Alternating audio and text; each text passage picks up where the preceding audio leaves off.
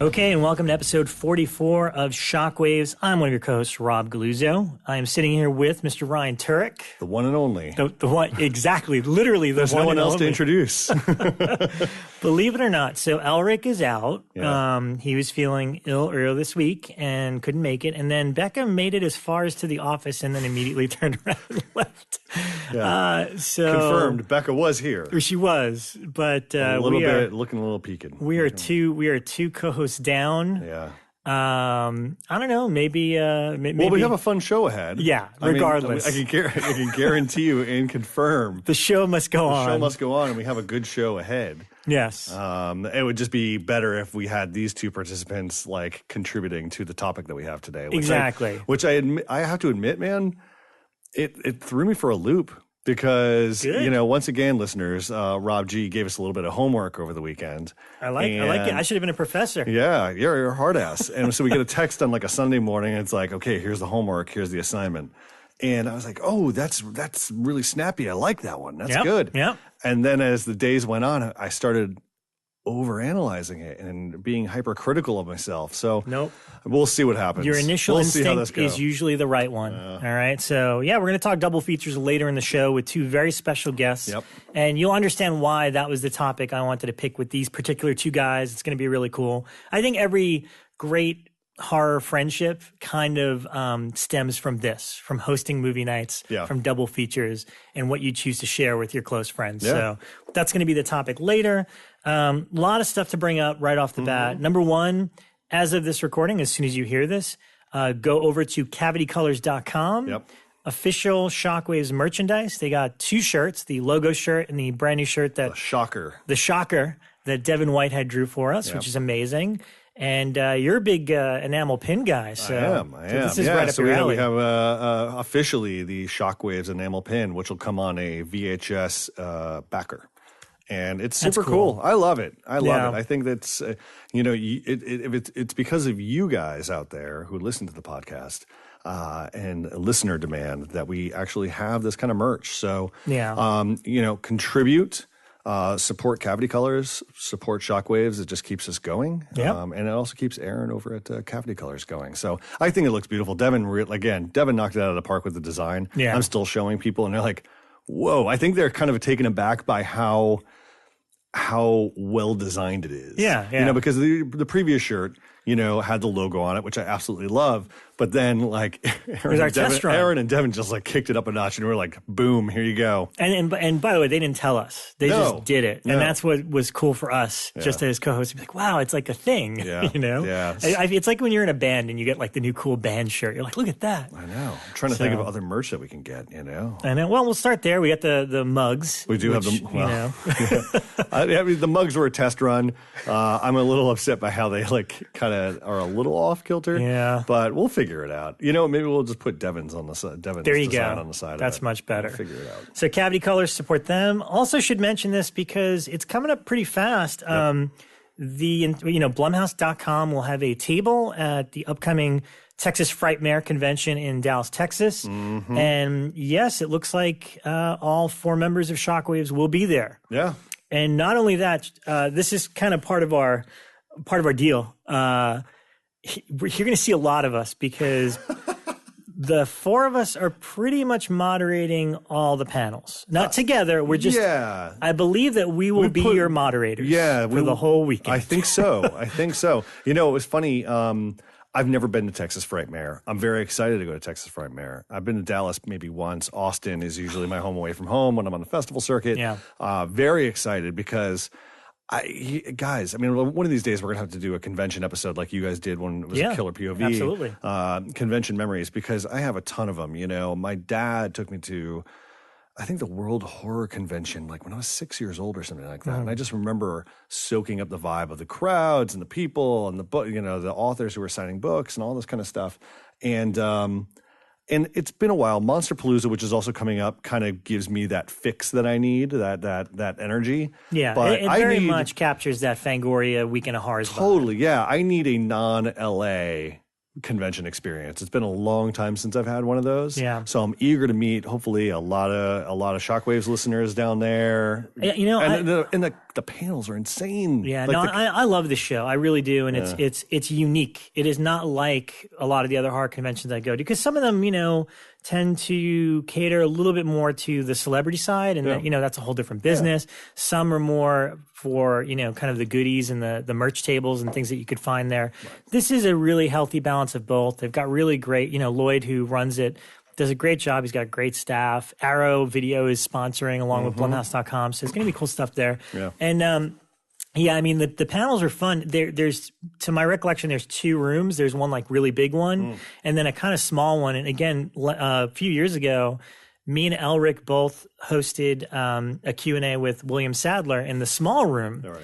And let me tell you, I wish we had mics going or something, because, you know, it wasn't fully packed, but there were people in there. And it felt like we were hanging out it felt like the show. We were hanging out in a living room talking to William Sadler. That's great. And everyone was so like, you know, like laid back and into it. So it's going to be fun. I mean, we're still figuring it out, I believe. A week ago, you know, we were literally going through the list of available panels and kind of going through who's going to divvy up what. We were divvying up all the panels and who's going to handle what. So I can't, you know, confirm what we're doing. I know you're doing the Bates Motel. Freddie Highmore. I laid my stake on that one. Yeah. Well, that was an easy stake to lay. Yeah, that's true. It's kind of obvious. But hopefully we'll have a confirmation of like the schedule and all that kind of stuff. And Rob, I'm a little nervous. Don't be nervous. Meeting some new, you know, some Texas horror fans as opposed to LA. LA got down pat. They're great people. Trust me. Yeah, you're going to love it. It's going to be a lot of fun. That one's taking place at the Hyatt Regency in Dallas, and that is May 5th through the 7th. Go to TexasFrightmareWeekend.com, and you'll get all the info there, tickets and all that kind of stuff. So right. It's going to be a great show. And then I do want to throw a plug at Monsterpalooza, which has always been good to us. Yeah, can't wait to go. Yeah, this will be happening at the Pasadena Convention Center if you're in Southern California, April 7th, 8th, and 9th. And Monsterpalooza has proven to be one of the best Los Angeles-based conventions that's come out of the woodwork in the last couple of years. Yeah. And I feel like it's because of its thematic hook. I think that really keeps it, you know, really brings people back year after year, because it's really fixed on, you know, as the tagline is, celebrating the art of monsters and movie magic. You know, it's more about, you know, the effects end of things. But at the same time, you get an equal share of dealers selling T-shirts and VHS tapes and all that kind of stuff that you want. So it's a great mix of people. And then, of course, you know, depending on what day you go, you might run into a director or two. You know, J.J. Abrams stopped by one time. Del Toro makes it a point to go by. Jon Favreau goes with his kids. I saw Benicio del Toro last year. Yeah. So it's a good little show. I shouldn't say little because it's grown significantly. It's pretty huge. They moved to Pasadena. So yeah, that's it on the convention side. But I did want to kind of lead the show talking about a loss we suffered in the horror community. Bernie Wrightson passed away over the weekend. And, you know, we've been facing a lot of loss in terms of, you know, celebrity deaths and stuff like that. But when it hits the horror community, it's hard. And Bernie was such a huge part. Like I had met him a couple times, super nice guy. Yeah. And again, you know, much like Bill Paxton, you know, his talents are living through his son. You know, I think his name is John Wrightson. He's doing, you know, great effects work in his own right. But Bernie, man, he's the whole reason I'm in doing what I'm doing. You know, my dad collected a lot of Stephen King books when I was growing up. And when I was 6 years old, he had left a copy of Cycle of the Werewolf sitting on a speaker. That's the big one for all of us, I think. I think so. And it made such an impact on me. And I don't think at the time I had known what like a horror movie was, what a horror book was, and I just picked it up and, you know, unbeknownst to my folks, I just started like kind of rifling through looking. I was like, oh, a book with pictures. This is great. Yeah. And then I was like, oh, that guy is getting his face torn off, and oh, there's a wolf biting into a woman's neck, and it almost kind of looks seductive and violent. This is weird. I don't know what I'm feeling. But it was because of his stark imagery and his beautiful line work and colors and all of that. I'd have to say, like, the next thing I saw was Creepshow, because my dad had the Creepshow comic book. Yeah. So, and then since then, Bernie's always made an impact on a variety of, mediums, whether it's film, comic books. He did this great series called Batman the Cult, which I was a huge fan of. Spider-Man Hooky, which is a great graphic novel. Co-creator Swamp Thing? Co-creator of Swamp Thing. Yeah, Swamp Thing, it was interesting. Swamp Thing came in later in my life because Swamp Thing was more of a mature-minded comic book. Yeah. A little bit different than the Batman, Spider-Man stuff. But yeah, the Spider-Man Hooky, if you guys look at the cover, I always thought that was Spider-Man versus the Thing. I was like, oh, Spider-Man takes on the Thing. That's totally what it looks like, yeah. Yeah. But what about you? What was your first? It's funny because I did not. I didn't put his name. I was too young to put his name to that artwork, but it was definitely Cycle of the Werewolf. And the thing is, as young as I was into getting into Universal Monster movies and stuff like that, I had the desire to read Stephen King, but his stuff was a little too advanced for a young horror fan. So I tried. I was really fascinated by the covers. This was the first one. I think this is my gateway to Stephen King because it was the first book you picked up, and each chapter is a month, hence for the year. So I felt like, all right, this is attainable. I can read one chapter. One a month. I can get that. And then again, the artwork was just so fantastic, and I was so obsessed with werewolves as a kid. There was a Fox TV show called Werewolf. I finally saw the Silver Bullet movie, but I remember. I hadn't thought about this in years. I think one of the first stories I ever wrote or tried to write, before computers and any of that stuff, I had a cousin, an aunt and uncle and cousin that lived down the block from me that had a typewriter, like an electronic typewriter where you would type a sentence or two, hit enter, and then the whole sentence would be typed out. It's like the most advanced thing at that age. Yeah. But after reading and analyzing Cycle of the Werewolf and going through it, I went and wrote a werewolf story. I was so inspired by it. It was like the first short story I attempted to write was because of this. And through the years, Bernie's always been very approachable. He's done lots of conventions. He was at some of the Monsterpalooza. I think the first Monsterpalooza. And the girl I was dating at the time was obviously a huge fan, and I still have photos of it. It's beautiful. He spent so much time with her, showed her like original sketches and stuff, and just like such a warm, sweet guy, which is basically kind of the epitome of some of our biggest heroes in the horror genre. That's what they're like. They're like these warm, like uncle type guys that you immediately just feel a kinship with, and. He was ill for a little bit. I caught wind of something not too long ago, but 68 years old is still not enough time for somebody like that. Oh, God, no. No, but again, much like everyone else has been passing away, they're leaving a hell of a legacy. Yeah. His stuff, I still have tons of his comic books, and actually it inspired me to reach out to my folks and say, hey, I have I have a Stand portfolio, because he illustrated a version of the Stand, and the portfolio has all these great black and white prints. And I think I have the first edition, and I was like, you know what, I really should get those framed and put up somewhere. So anyways, Bernie, R.I.P., such a great talent, and one of a kind, man. And if I'm not mistaken, I think somebody could correct me. I think they're reissuing the Creepshow. Yeah, they are. Book. Yeah, right? And also I think they recently did a new version of Cycle of the Werewolf on Kickstarter, where they reprinted it, but in like this beautiful hardcover, leather bound, this whole thing. I wish I got in on it early because I completely missed out on it. Yeah, and you know what? I found a version of Cycle of the Werewolf I was in Arizona just kind of combing through a used bookstore, and there was a book version that was called Silver Bullet.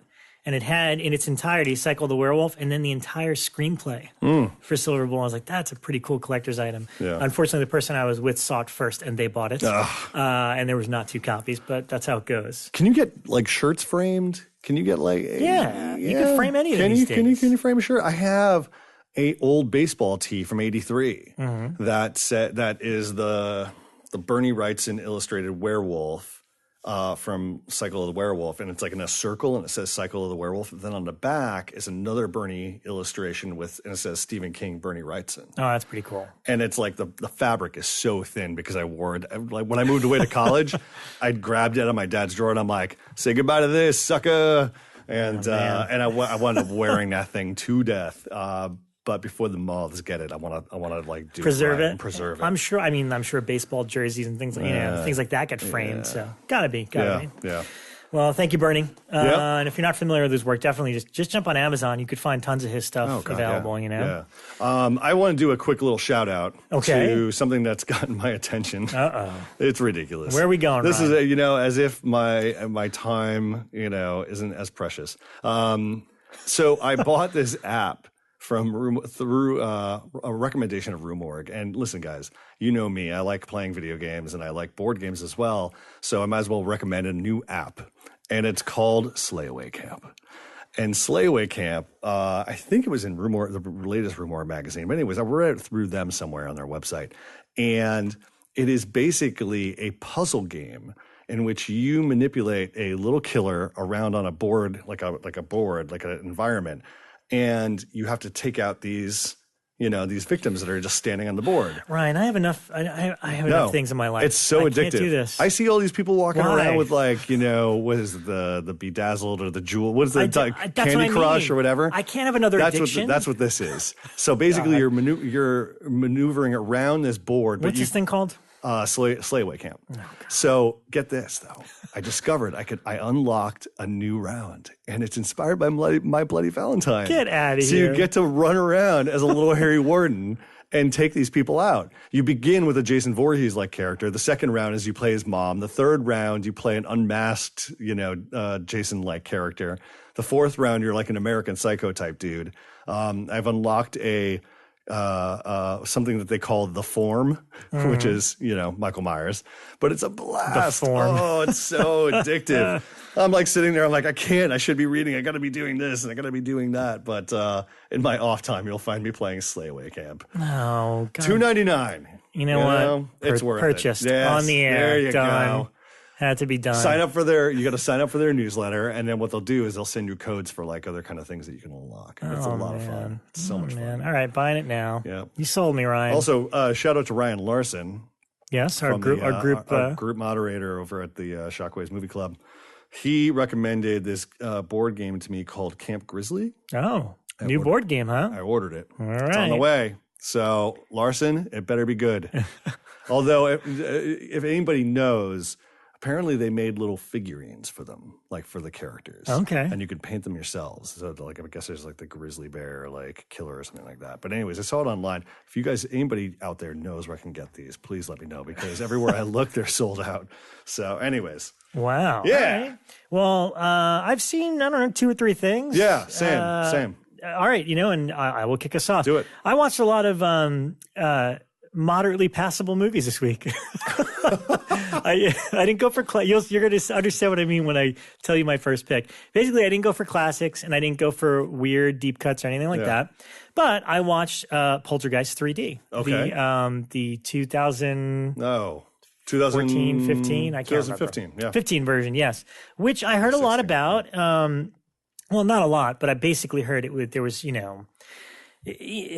I didn't hear anything good about it, but I didn't hear anything like totally bad about it. I just heard it was serviceable. Sure. And I got a deal on the 3D version, and I was like, if I'm going to sit through this, I want it to look cool and have all sorts of stuff. Mm-hmm. And yeah, it's just okay. It's look, in terms of a remake, it's fairly unnecessary. Mm-hmm. And also I feel like it's so weird. You get into these new stories, and it almost seems like the thing that distracts you, tears them down, is when they do things from the original. Yeah. Like if it was its own unique thing, I might have enjoyed it more, but it was fairly passable. And the thing I'll say is, Gil Kenan directed this. Yep. And I thought, man, Sam Rockwell is terrific. He's a great actor.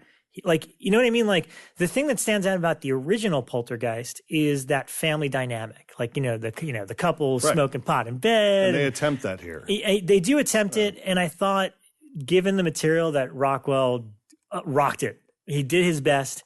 and I really believed him. And I thought, I like him. I think anything he does, I'm like, all right, at least I'll watch that guy. Sure. So I thought it worked.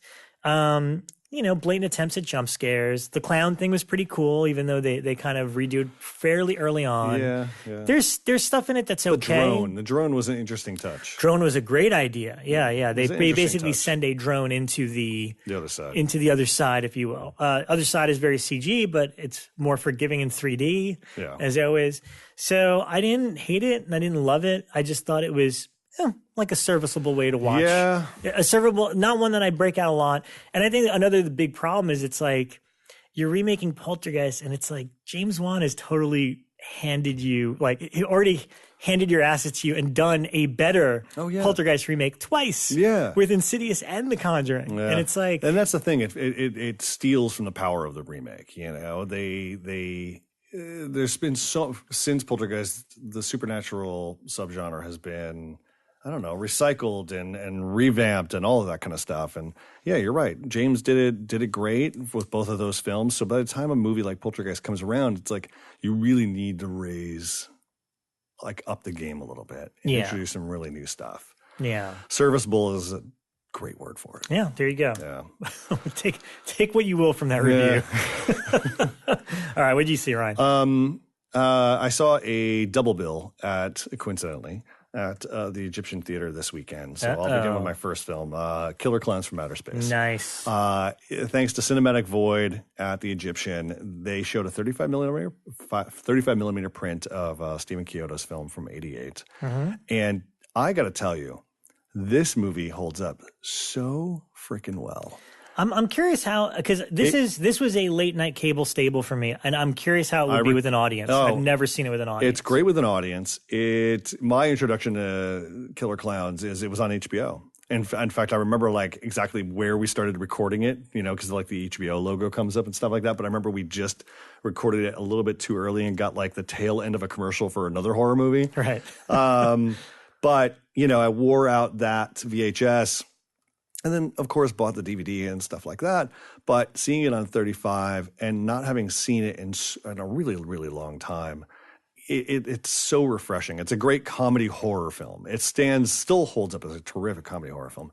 And as far as I'm concerned, this is the best genre film in which clowns are the main menace. Yes, Pennywise is fantastic in it, but the reason being is it makes good on its promise. It is...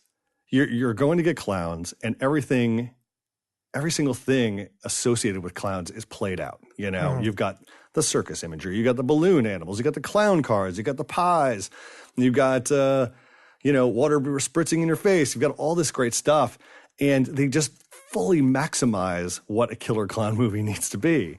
And it was funny because after the Q&A, the screening, there was a Q&A with the Chiodo brothers as well as the composer, and they're talking about this TV show they want to do and these sequels they want to do. And I'm like, guys, no, don't do that.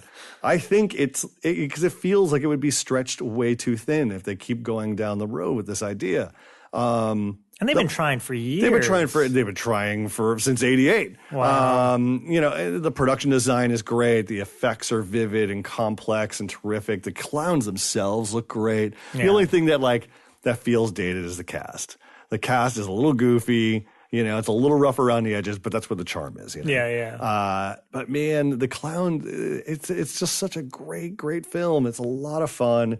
The audience was roaring at some scenes, and also the score. The score is great too. Yeah. I completely forgot how good the score is, because there's a scene in which our hero's in an ice cream truck and he rounds the corner of the small town, and I forgot there's a moment when all the clowns are rolling down Main Street, sucking up bodies in these cotton candy cocoons.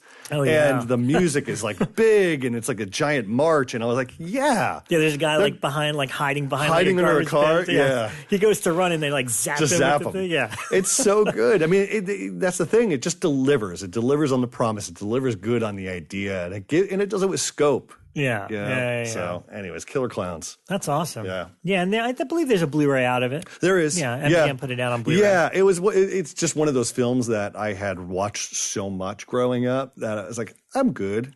I don't need to watch this anymore. But every once in a while, it's good to dust off and remind yourself how well they did it. Yeah. Oh, cool. Let's see. Speaking, continuing the serviceable category, I forgot that Scream Factory had put out Firestarter. Yeah. That is officially out now. Mainly because I haven't even watched the movies yet, and honestly, I don't know if I care to. But I wrote a piece this week on the website about RoboCop 2 and 3 because they did special features for those. And by the way, RoboCop 2 for life. Oh, you're a crazy person. So good. But what's great about those releases, by the way, is the bonus features, the documentaries and the interviews. Now, they don't talk to any of the main, like Peter Weller's not in it, unfortunately.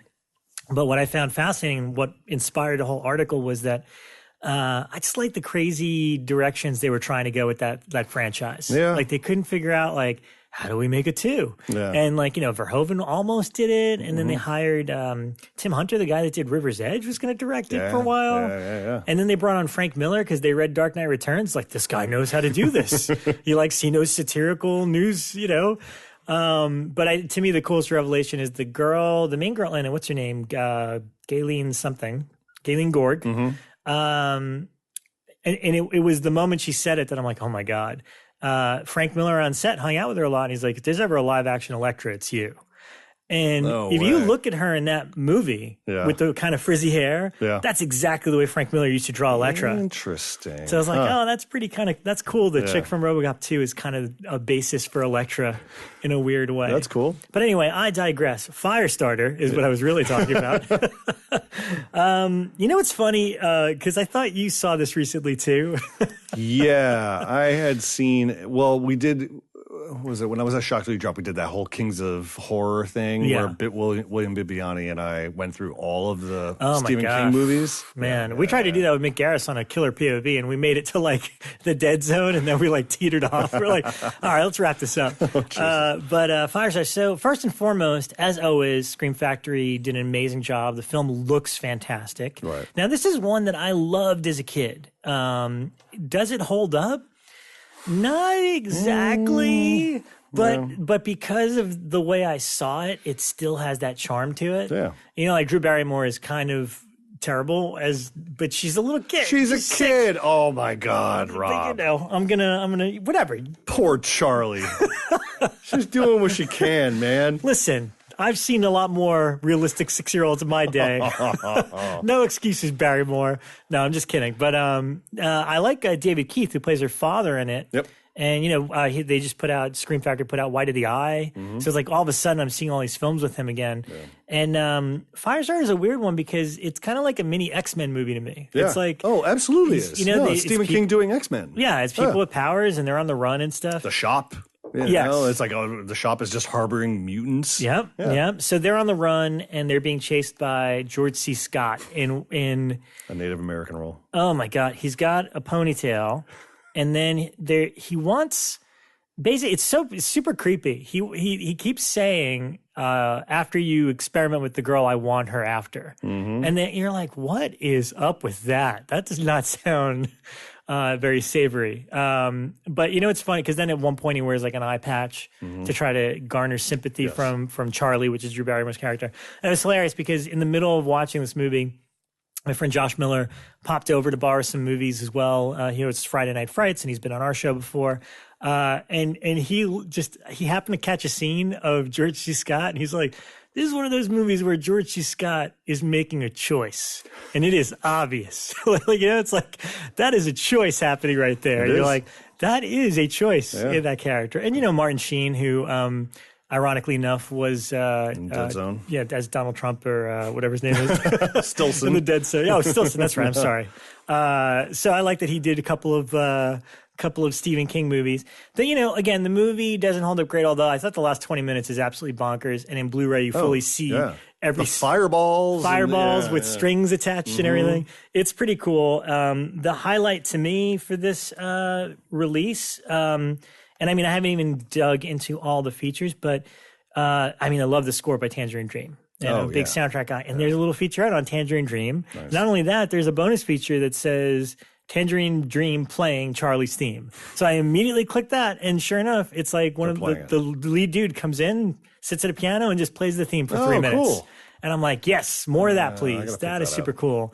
So I kind of like that, and that was on one of the I'm trying to remember, maybe it was Manhattan Baby, where Fabio Frizzi plays the theme with this thing. I think that's a cool new trend. Yeah. So I'm all for that. If you want to have your composers playing on your DVDs and Blu-rays, by all means do that. So nice. I like it. If you grew up liking the movie, it'll still hold a place in your heart. Totally. That was one of those HBO specials as well. If you've never seen it, I don't know though. Yeah, it played all the time along with Cat's Eye and Christine, and it was just on constant rerun there. But at the same time, that was just around the time I started reading like Cinefantastique and Fangoria and stuff like that.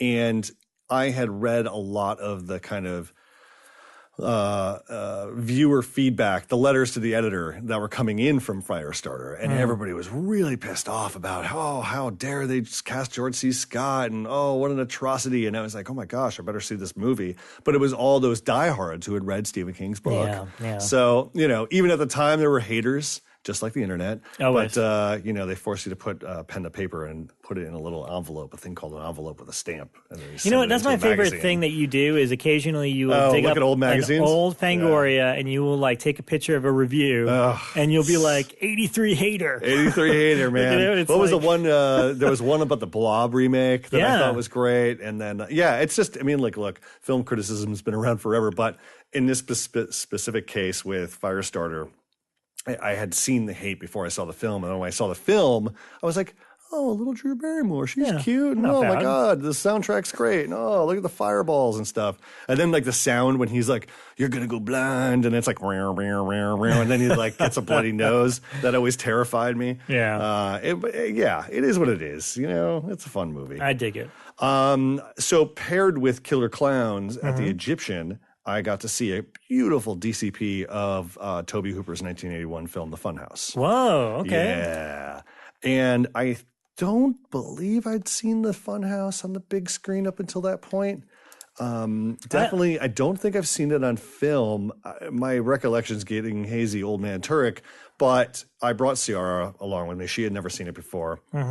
And this movie remains one of my favorite Tobe Hooper movies ever. It's like easily top 3. It's like Texas Chainsaw, Funhouse, probably Life Force for me.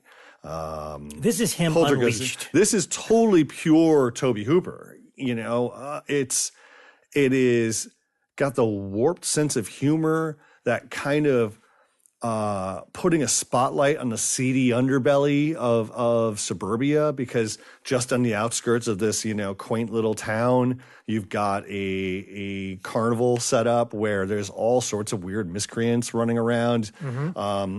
Elizabeth Berridge, who is in the film, who plays our final girl, she runs into all manner of characters at the Funhouse and at the carnival. What's interesting is nothing happens for the first 45 minutes to 50 minutes in this movie. Although the opening scene is kind of cool because it's got like that weird. Well, it's a part psycho, part Halloween homage. Very much, yes. That's exactly what it is. And I thought, Tobe was having a little bit of fun with that, and that's great.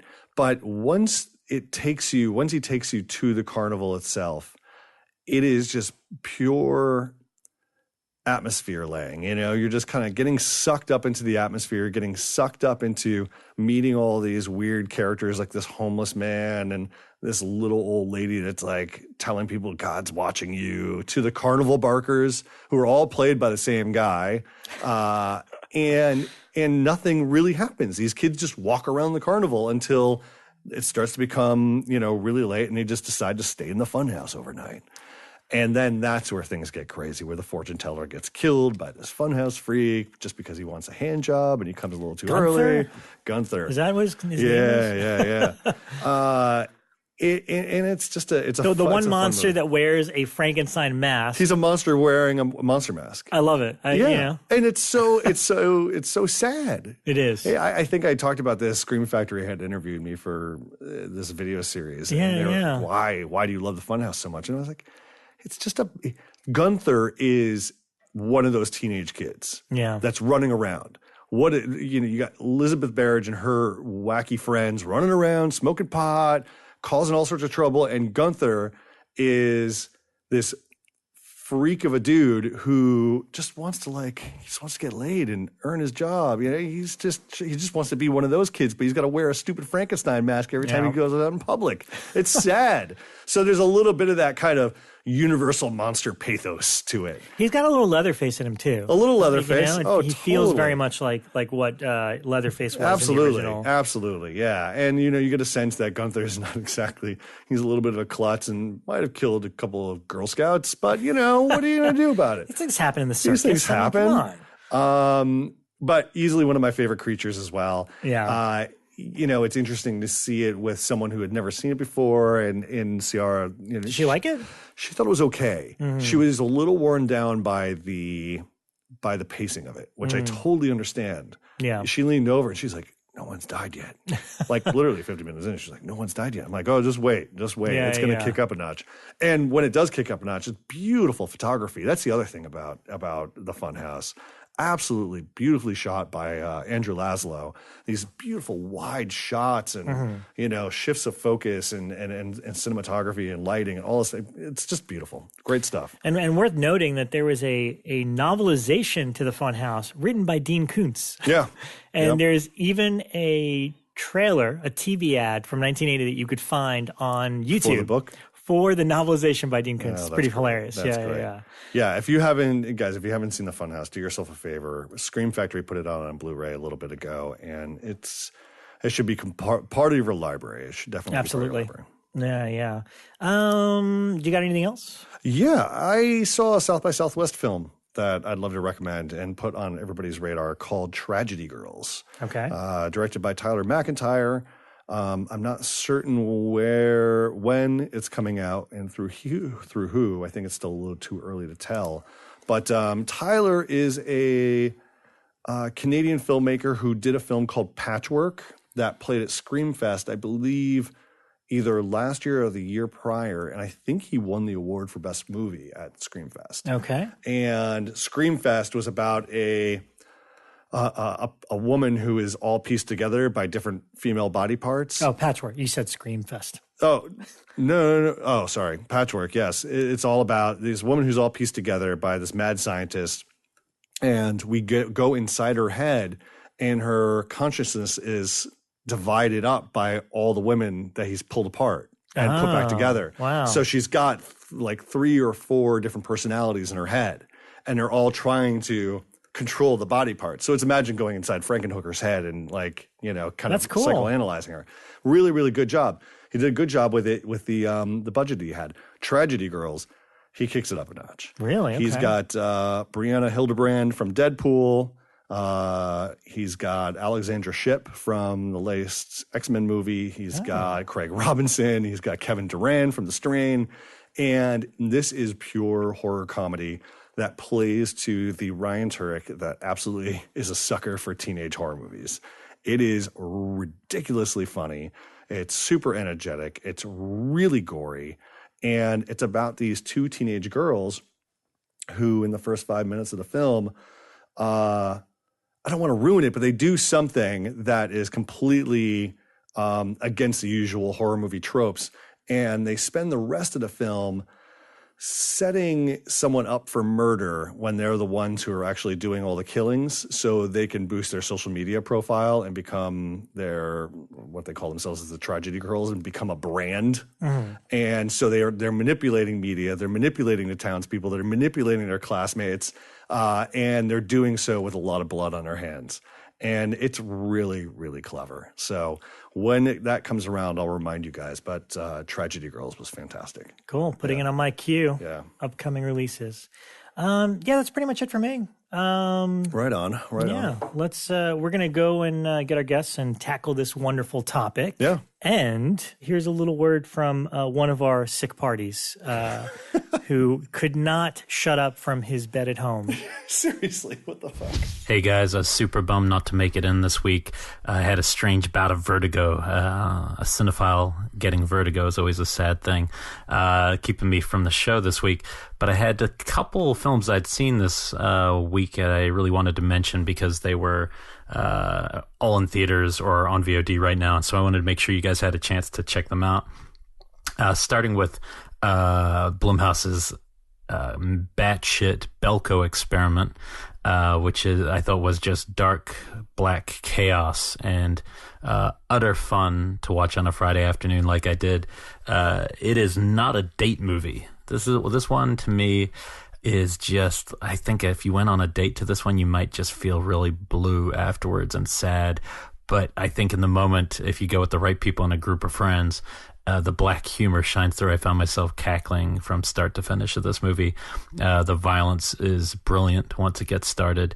And I kept thinking that this is the kind of hard R horror film that horror fans always claim to want, but then when it comes out, they tend not to support, and the films don't do well, and then people don't make more hard R's. So I suspect if this washed up on our shores as a videotape from the 80s, we would all be going ape shit over it and buying it on Blu-ray.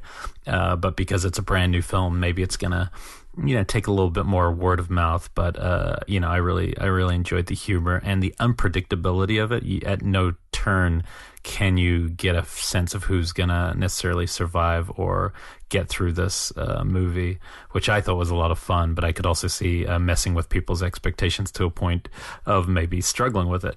But I say touche, Ryan Turek, for helping pick this one up, because I had a lot of fun in it, and it seemed like the perfect post Get Out, which is like a masterpiece in social satire, and then this movie has, it's just batshit chaos, and it's not necessarily saying anything too deep, but it's still having a lot of fun. If anything, I would say I wish this sense of humor from this movie would sift into the Purge franchise a little bit, because that's one thing I always feel they could have, that kind of dark sense of humor a little more. After that one, I saw a film new to VOD that's gotten a couple raves from both Ryan and Rob, and that's The Devil's Candy, the follow-up to The Loved Ones by Sean Byrne, the Australian director. And this is a super interesting movie. Has an incredible pacing and rhythm. The style of the film is just superb. The guy, I can't wait to see Sean Byrne, make another movie. I think he is a great director. Pruitt Taylor Vince, who you would recognize because he kind of has these shaky eyes and he's a big guy. You'd recognize him from a ton of movies in the 90s. He's super creepy in this, and kind of an innocent-minded, possessed character who's doing things almost against what he wants to be doing, and super creepy. Ethan Embry is completely physically transformed in this. I didn't find myself loving the movie overall. I kept admiring the craft and being really interested by it and wanting to love it. And I think by the end of the film, I was left a little confused by the story. And I don't really want to go too in depth because of spoilers, but even if you read the synopsis on IMDb, it says it's about a father being possessed by demonic forces, and I don't really think that is what the story is about. And I think that the movie at a certain point is deciding whether to push on the Ethan Embry character to go a little darker. His artwork is dark that he's creating, but I don't feel like he ever is pushed into the place that the movie maybe promises. And I couldn't help but feel watching it that there was 20 minutes missing in the middle somewhere of just kind of exposition or setup. That said, I think the first act's brilliant. The way it sets up these characters, really care about them. And I kind of love that the movie just moves as fast as it does. I have no complaints on the style or the pacing, really. I just feel like there's a little confusion about the story that, I think cuts it short of being a masterpiece in my mind. I feel like it's missing something in there. But still, a really, I'd still recommend you seeing it on VOD for sure. And the last thing I checked out was due to one of our shockers in the Shockwaves fan club. They recommended Kiyoshi Kurosawa's new film, which is called Creepy. And I've always been a fan of Kurosawa's work. Pulse and Creep, Pulse and The Cure are two of the big ones. I'd also seen one called Tokyo Sonata that I liked a lot. But this is a very interesting movie, and it's on Shudder right now. And I guess it kind of went under everyone's radar because it was part of last year's movies. And I suspect it would have made quite a few people's top 10 lists. It is what starts off almost very generically to be about a cop investigating a serial killer and interviewing him, and the guy's trying to get inside his mind, and then he gets too close, almost like Manhunter is the pre-story. He has to take a back seat. He retires with his wife, moves to a new town, and then the story suddenly starts to kind of get interesting, where you realize he starts poking around in the neighborhood, and he reopens an old case while he's at university, and the old case is about entire families that go missing. And he starts working out that it could have been a neighbor, and he starts looking at his neighbor, the guy living right across from him, who is super, super awkward, creepy, and just plain strange. One of the best characters I've seen in a while in a movie to just kind of get under your skin. And so it goes from being a police procedural to what I'd call a neighborhood menace film. You could almost call it a weirdo surrealist reimagining of The Burbs, but for real scares or real kind of menace. The creep factor in this is very high. The actor who plays the neighbor just knocks it out of the park, and it goes into a really strange place. It really goes from being quite a generic opening to a place that's just totally kind of strange and out there, which Kurosawa does in quite a few of his films. He kind of starts in one place and ends in something quite strange. But this one is on Shudder right now, and so I highly recommend you give that a check that one out too. I really wish I could be there, and I am bummed to not be partaking in the double feature segment coming up, and especially because I love both the guests, but I will contribute a couple to Facebook. Have a good show.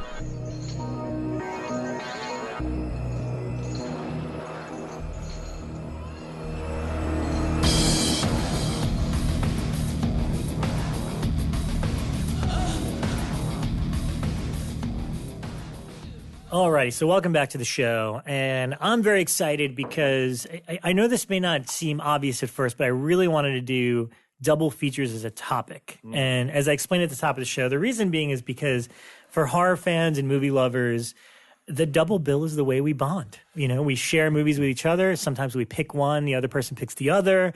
We go catch them at the movies together. We host movie nights. Yeah. This is a very integral part of your friendship with another human being. If you're resilient, you'll do a triple feature or an all-nighter marathon. Both of our guests have done all-nighters, I believe. So to join us for this, and as we discuss their friendship, you understand why I brought them in on this. First and foremost, one of my oldest friends now here in the Los Angeles area, Mr. Scott Reynolds. Hello, Rob G. It's been a long time since we've done a podcast. Shockwaves.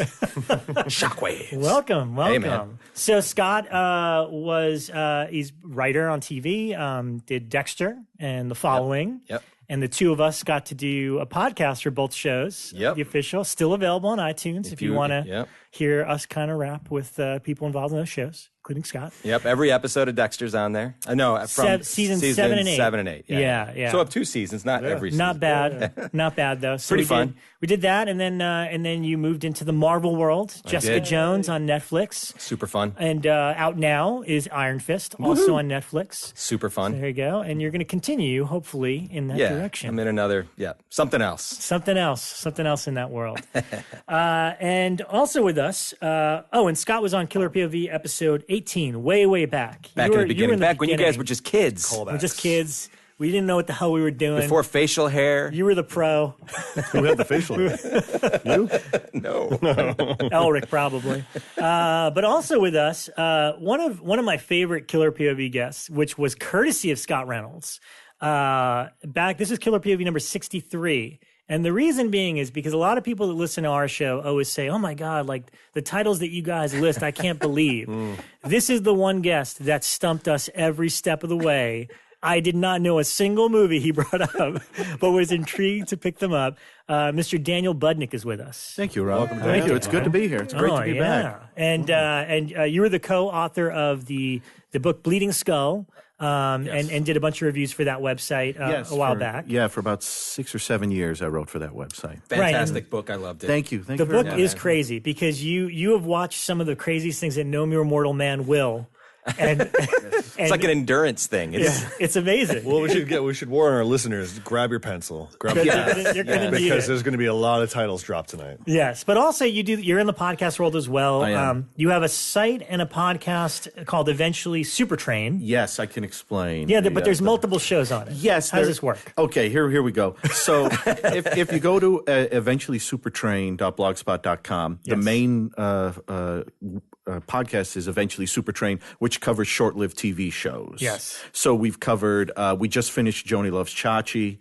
We're about to start Police Squad. Yes. And we cover 3 shows at a time. So right now, my wife and I are doing the Michael Dudikoff show Cobra from 1993, which kicks ass. Yeah, I Which kicks remember ass. that. It's like the family that watches that sort of show together. We have a great time. podcast together, apparently. It's fantastic. And we, myself and my friend Amy, we're talking about Voyagers, the time travel show from the early 80s.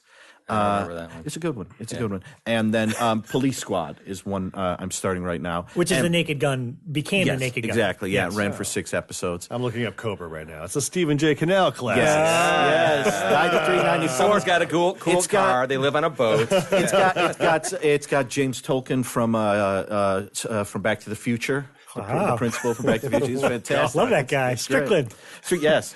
And so that's the main podcast on there. There are a couple spin-off things like minisodes I'll do for like Beyond Westworld, the first Westworld TV show. Yeah. And my wife and I do commentaries for Battle of the Network Stars.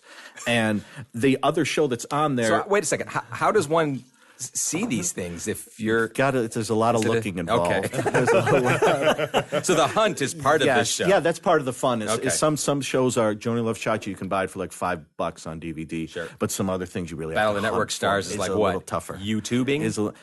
Someone put it up on YouTube. I don't know if it's still there. Okay. But Dan caught it. We got it. And my wife watched it with me. And the other one on there is Dan's Drive-In Double Feature. Each episode's about an hour, and I discuss 2 movies. Sometimes they were actual double features, like the Moonshine Mountain and Monster A Go-Go, the Herschel Gordon Lewis Bill Rebane double feature. The most recent one I did was Exorcist ripoffs, and I did Demon Witch Child, Armando de Osorio's Demon Witch Child, which I love, and Beyond the Door. Oh, okay. Okay. And I heard of that one. Yes. Yeah, there you go. I saw that at the New Bev. And there's a spin-off show from that called 1 Minute with Night of Horror. That's the one I'm curious about. And that's... Have you guys seen Night of Horror? Tony Malinowski's 1981. I'm sorry. Have we? I'm not sure. Ghost film. I may have shown it to think you, you and may you have may shown have it to fallen me. asleep very quickly. And it's just basically I go through 1 minute at a time, and each episode's about 10 minutes, and I discuss it because it's known as being the movie where the least amount of anything happens ever.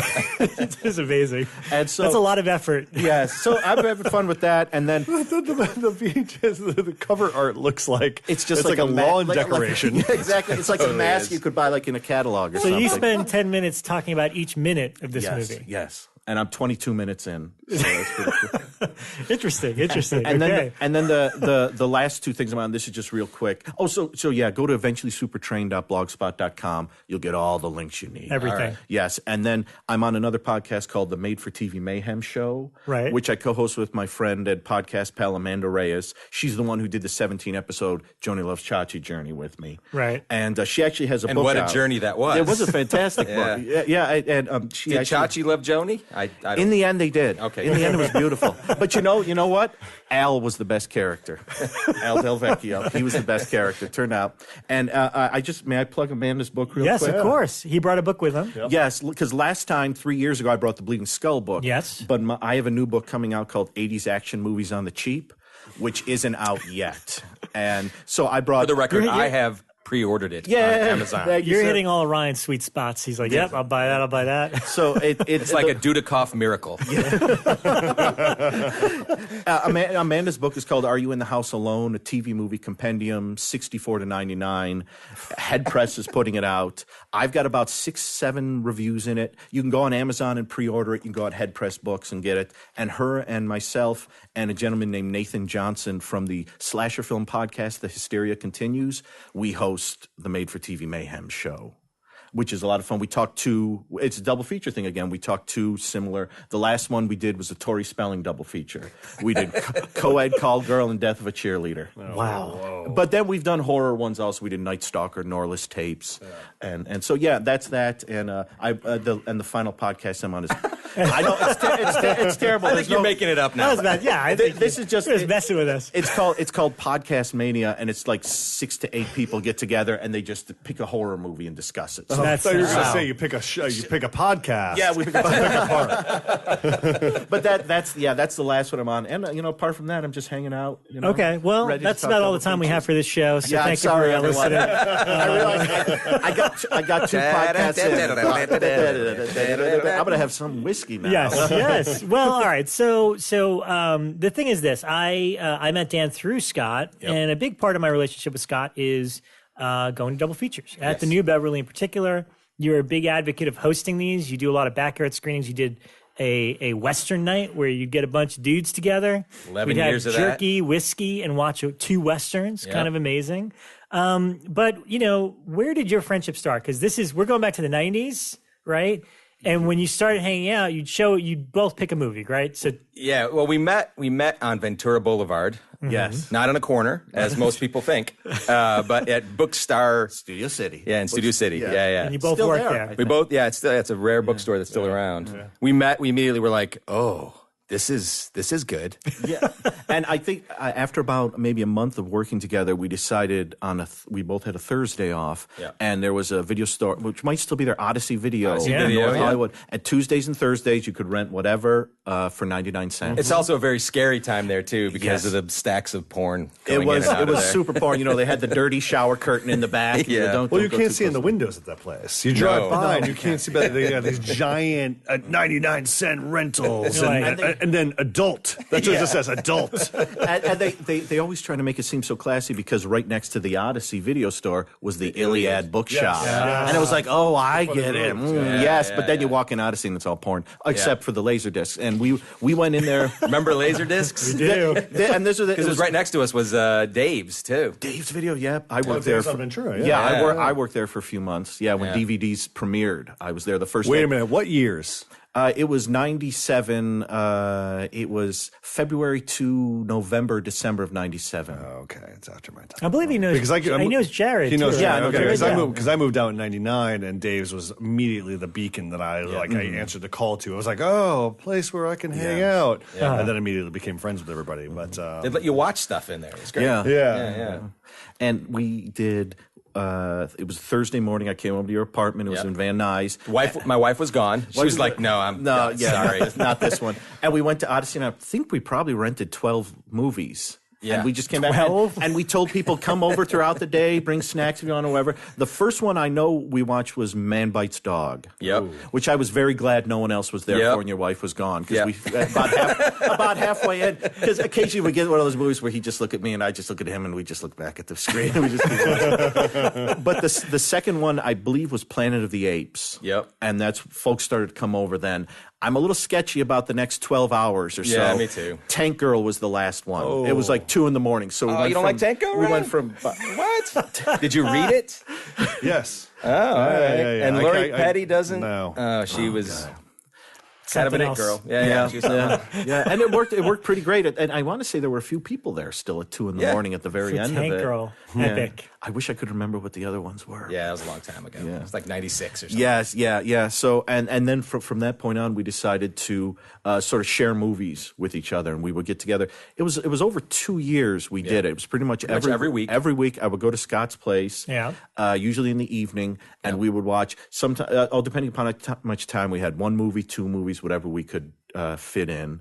And the very two, well, remember the first 3 double features we did. Okay. They're rather unforgettable. Are you ready? The first, I don't know where. Get excited, Ryan. Grab your pencils. Grab your whiskey. Do I start high end to low end or go low end to high end? Go low end to low high end end. to high end. That works better. Yeah. So the first movie we watched was Don't Go in the Woods. The James Bryan Spectacular. Alone. Don't Go in the Woods Alone. The second film we watched was... I don't get that at all. The love for that. But anyway, carry on. The second film we watched was a little film called The Wild Bunch. Which he'd never seen. Can you believe that? Don't Go in the Woods in the Wild Bunch. They're both sort of about men on the end of their string. Yes. The second one Furry was... men. The second one was a film called Winter Beast. Oh, and Winter Beast is like got such a warm spot in my heart. I got mad love for it. Any I'll relation to Metal Beast? No, not even. Winter Beast, Nowhere near. I want to say it's made in Boston. How dare you, sir? Oh no! When you see it.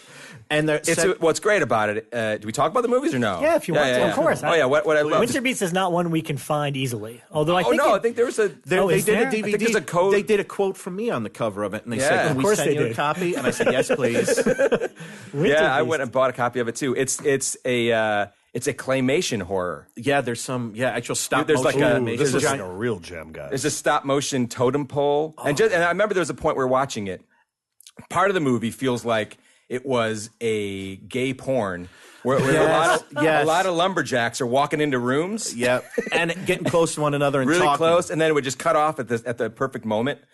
And there's a moment where they're all looking through like old dirty magazines in this like they're about to get turned on. Yep. And then all of a sudden a claymation monster shows up. And I want to a giant chicken at a certain no lie. Yeah, I want to say actually we may have said that at one point where we were somewhere other than we saw in the movie we saw chicken coops and one of us said this would be a great time for a giant demon chicken. And then a demon chicken shows up. It was fantastic. I can't get enough of it. Yeah, I love it. It was about I'll show my backyard if you guys want to come over. Absolutely. Everybody, we're looking this up now. I'm watching the trailer on silent. Right there, oh my right? God.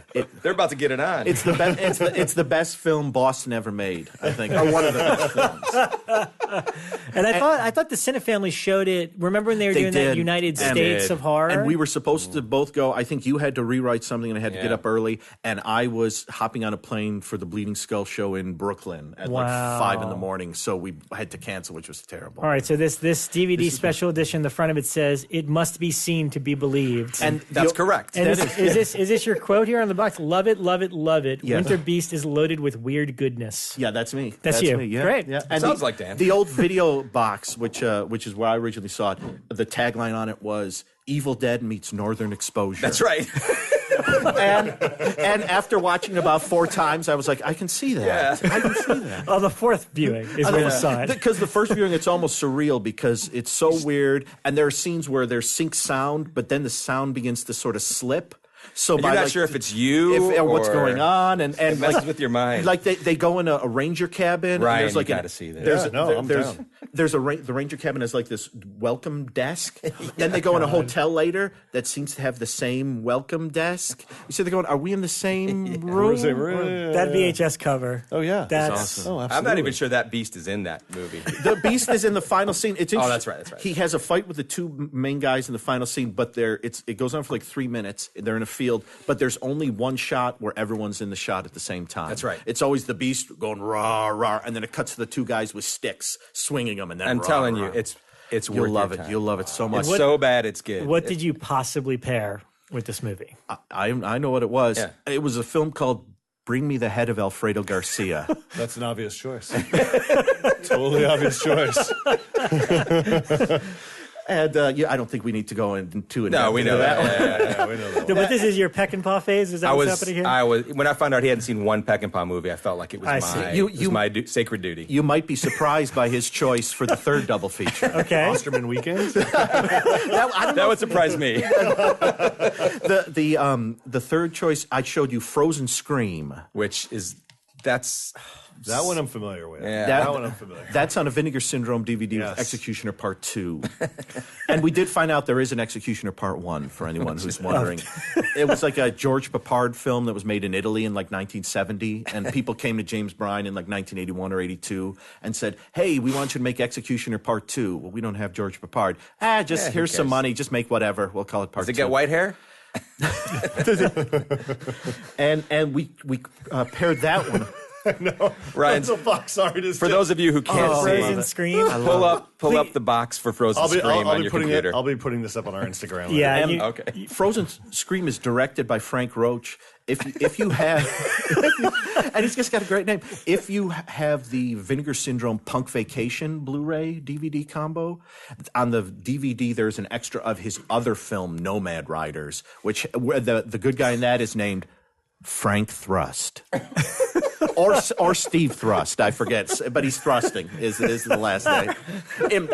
In my action film book, I think I end that review with "In Thrust We Trust," so which is a good time. Man, I hope that they is didn't a cut winner. that out. Yeah. And we teamed that one with Cross of Iron. Oh my God, you guys! What the hell is that? What? Cross of Iron? Yeah, man, you got that's pretty monstrous. Sure, but it totally. You guys are the weird balance. I cannot, and I hope by the end of this episode I can fully comprehend. Well, you got to remember that we were just babies in the double featuring. Sure. We were just excited. You were just like, Somebody else wants to watch this with me. They will get themed as we go on. Trust me. I know. And it's like I'm going to watch the Willies, and then I'm going to follow it up with Jerry Maguire. I'm sure there's a connection. I think, if I remember correctly, what happened at that time was you weren't terribly thrilled on Frozen Scream. Yep. And so the next time I did something more, I brought a Marx Brothers movie or something like that. I just did a complete turn and said, here's something we're all going to like, or W.C. Fields, It's a Gift or something like that. Yeah. And soon after that, We started to try to please one another. You know that you're going to lose your pal, maybe this friendship. You're going to lose a friendship, but you might be able to get it back if we try. That's right. And we, Frozen Screen was and Cross of Iron were our lines in the sand. although Which is the third one. Frozen It's the Iron, third- Cross of Screen. I think you did show me Straw Dogs and The Getaway also. Yep, Remember I those? kept that's a going. good one. Yes, That's a good one. Yeah. And as we went along, I start to get hazy. I mean, this was 20 years ago. Yeah. I start to get hazy. Had we known, we'd have written it down. But We knew it was this important. Yes. I mean, I do remember, for example, the first time we had lots of folks over, I think it was your request to Don't Go in the Woods and Winter Beast was our first double feature that we showed people. There it is. And people loved it. People just went crazy for it. On my 40th birthday, Yeah. my wife rented out the Rialto Theater in South Pasadena, and we showed Don't Go in the Woods alone to a half-full theater. Nice. Probably more people saw it that night than the history of the movie. Wow. In a theater, you know, like a movie palace. Yeah. Wow. There's lots of beer consumed that night. Which, by the way, when we had Don Coscarelli on a few weeks ago, these are the two gentlemen that I watched, Kenny and Company and Bubba Hotep with. Oh, yes. Oh, that's right. So the double feature good thing night. comes around. That was a great night. Now, Scott, I mean, as long as I've known you, this has been a kind of an integral part of your movie watching, whether it be going to screenings like this, but you love hosting this stuff. I do. And any chance you get, you will put a theme. I remember come Halloween time last year, you were doing double bills in the backyard. I remember one night you did Frankenstein and Pumpkinhead. That's right. Which actually was a really good double bill because they were both about a guy creating a monster, an uncontrollable monster. Yep. Yeah, I tried that whole year or that whole month of monster movies. It was all like an old one and a new one with the same kind of theme. Yeah. And then you host one called Movie Night, Movie Fights. I do movie fights, which one day maybe we'll do it all over America. No, we won't. But in the grand tradition of America, we pit two movies against each other and decide who's going to win. Similar themed. Yeah. I know you did the Driver and Drive. First one was Driver and Drive. So it's like an older movie and a newer one, and then we vote on director, screenplay, actor, actress, whatever. But here's the thing, Scott prints out. There's like ballads. I prints take it them out, serious. hands them out to everybody. You got to vote on all aspects. Best, which one had the better director? Which one had the better duo, supporting actor, score, etc. And then by the end of it, and it makes it really fun. Because everyone's talking about the movie afterwards, which to me, right, and that's half the fun of walking out of a double feature, standing outside, smelling all the people smoking, and talking about it. Yeah. So, I mean, when did that start for you, kind of hosting stuff at your place? Or was that always just a part of your movie watching since you met? Yeah, I was an asthma kid, so movie watching was a part of it. I think it actually started in Chicago. That's where I'm from. Yeah. There was Son of Svengoolie. You guys familiar with Son of Svengoolie? Yep. So he had his show. So he'd show a monster movie and do stuff in between. And then after that was like Kung Fu Theater. Mm-hmm. So I started on this weird like Saturday afternoon double feature quest of a monster movie and a Kung Fu movie. And they all start blending together after a while. And my dad stared at me and said, "What are you doing with your life?" I showed them. Yeah, worked out. Yeah, we had a time during the movie weeks where we went Hong Kong Full action film Hong crazy. Kong. And this was horror too. Yeah, we had our horror. We even had an Airport 75 night. I dimly remember that. No, the thing with which awful rancid horror movie did you pair with that? I don't remember. That may have been a standalone. I think we fell asleep. The thing about the Hong Kong movies was this was 95, 96 when, unless you could go down to like Alhambra or San Gabriel and rent the actual Hong Kong laser discs, all the copies looked terrible. So all of them were framed terribly. They were cut.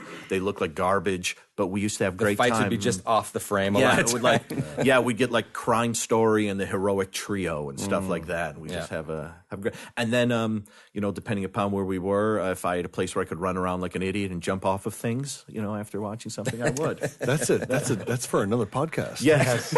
I think that's a different subject right there. In fact, we can create a podcast for that. Yes. Like jumping off of things. Yeah, God, there's so many shows we could do based on this. But well, you know what? I assigned homework sort of, and I only adhered to part of it myself. But I figured I'll wing it. But one thing Wait a minute, and you were giving me shit for not doing my homework? Yes, obviously somebody's got it. I did it. So, I mean, one of the things I wanted to do was talk about some of our favorite double bills that we attended. And the reason I knew Scott and I were going to get along is because it was pretty early. We already been friends and we started doing the Dexter podcast together, and we ended kind of early. We had pizza and booze, and you were just like, "Would you like to go to the New Beverly and see Kung Fu Cannibals, aka Raw Force, right now?" And I was like, "Yes, I would. Yes, let's go." We right knew now. then. Yes. We knew then. I was like, "All right, I'm going to see a lot of movies at this time." Did we just become best friends? Yeah. That was kind of how it was. So thankfully, because I don't think Michael C. Hall wanted to go though. No, he wasn't. He's not into our movies. But impulsively, because we take photos of the marquee, I was able to look through my Instagram feed and remind myself some of the movies that we went to see. I wanted to bring up a couple of my favorite double bills at the New Beverly. One that I will never forget is Remote Control, which is the Jeff Lieberman movie. Oh, yeah. Post, he did Just Before Dawn and Squirm.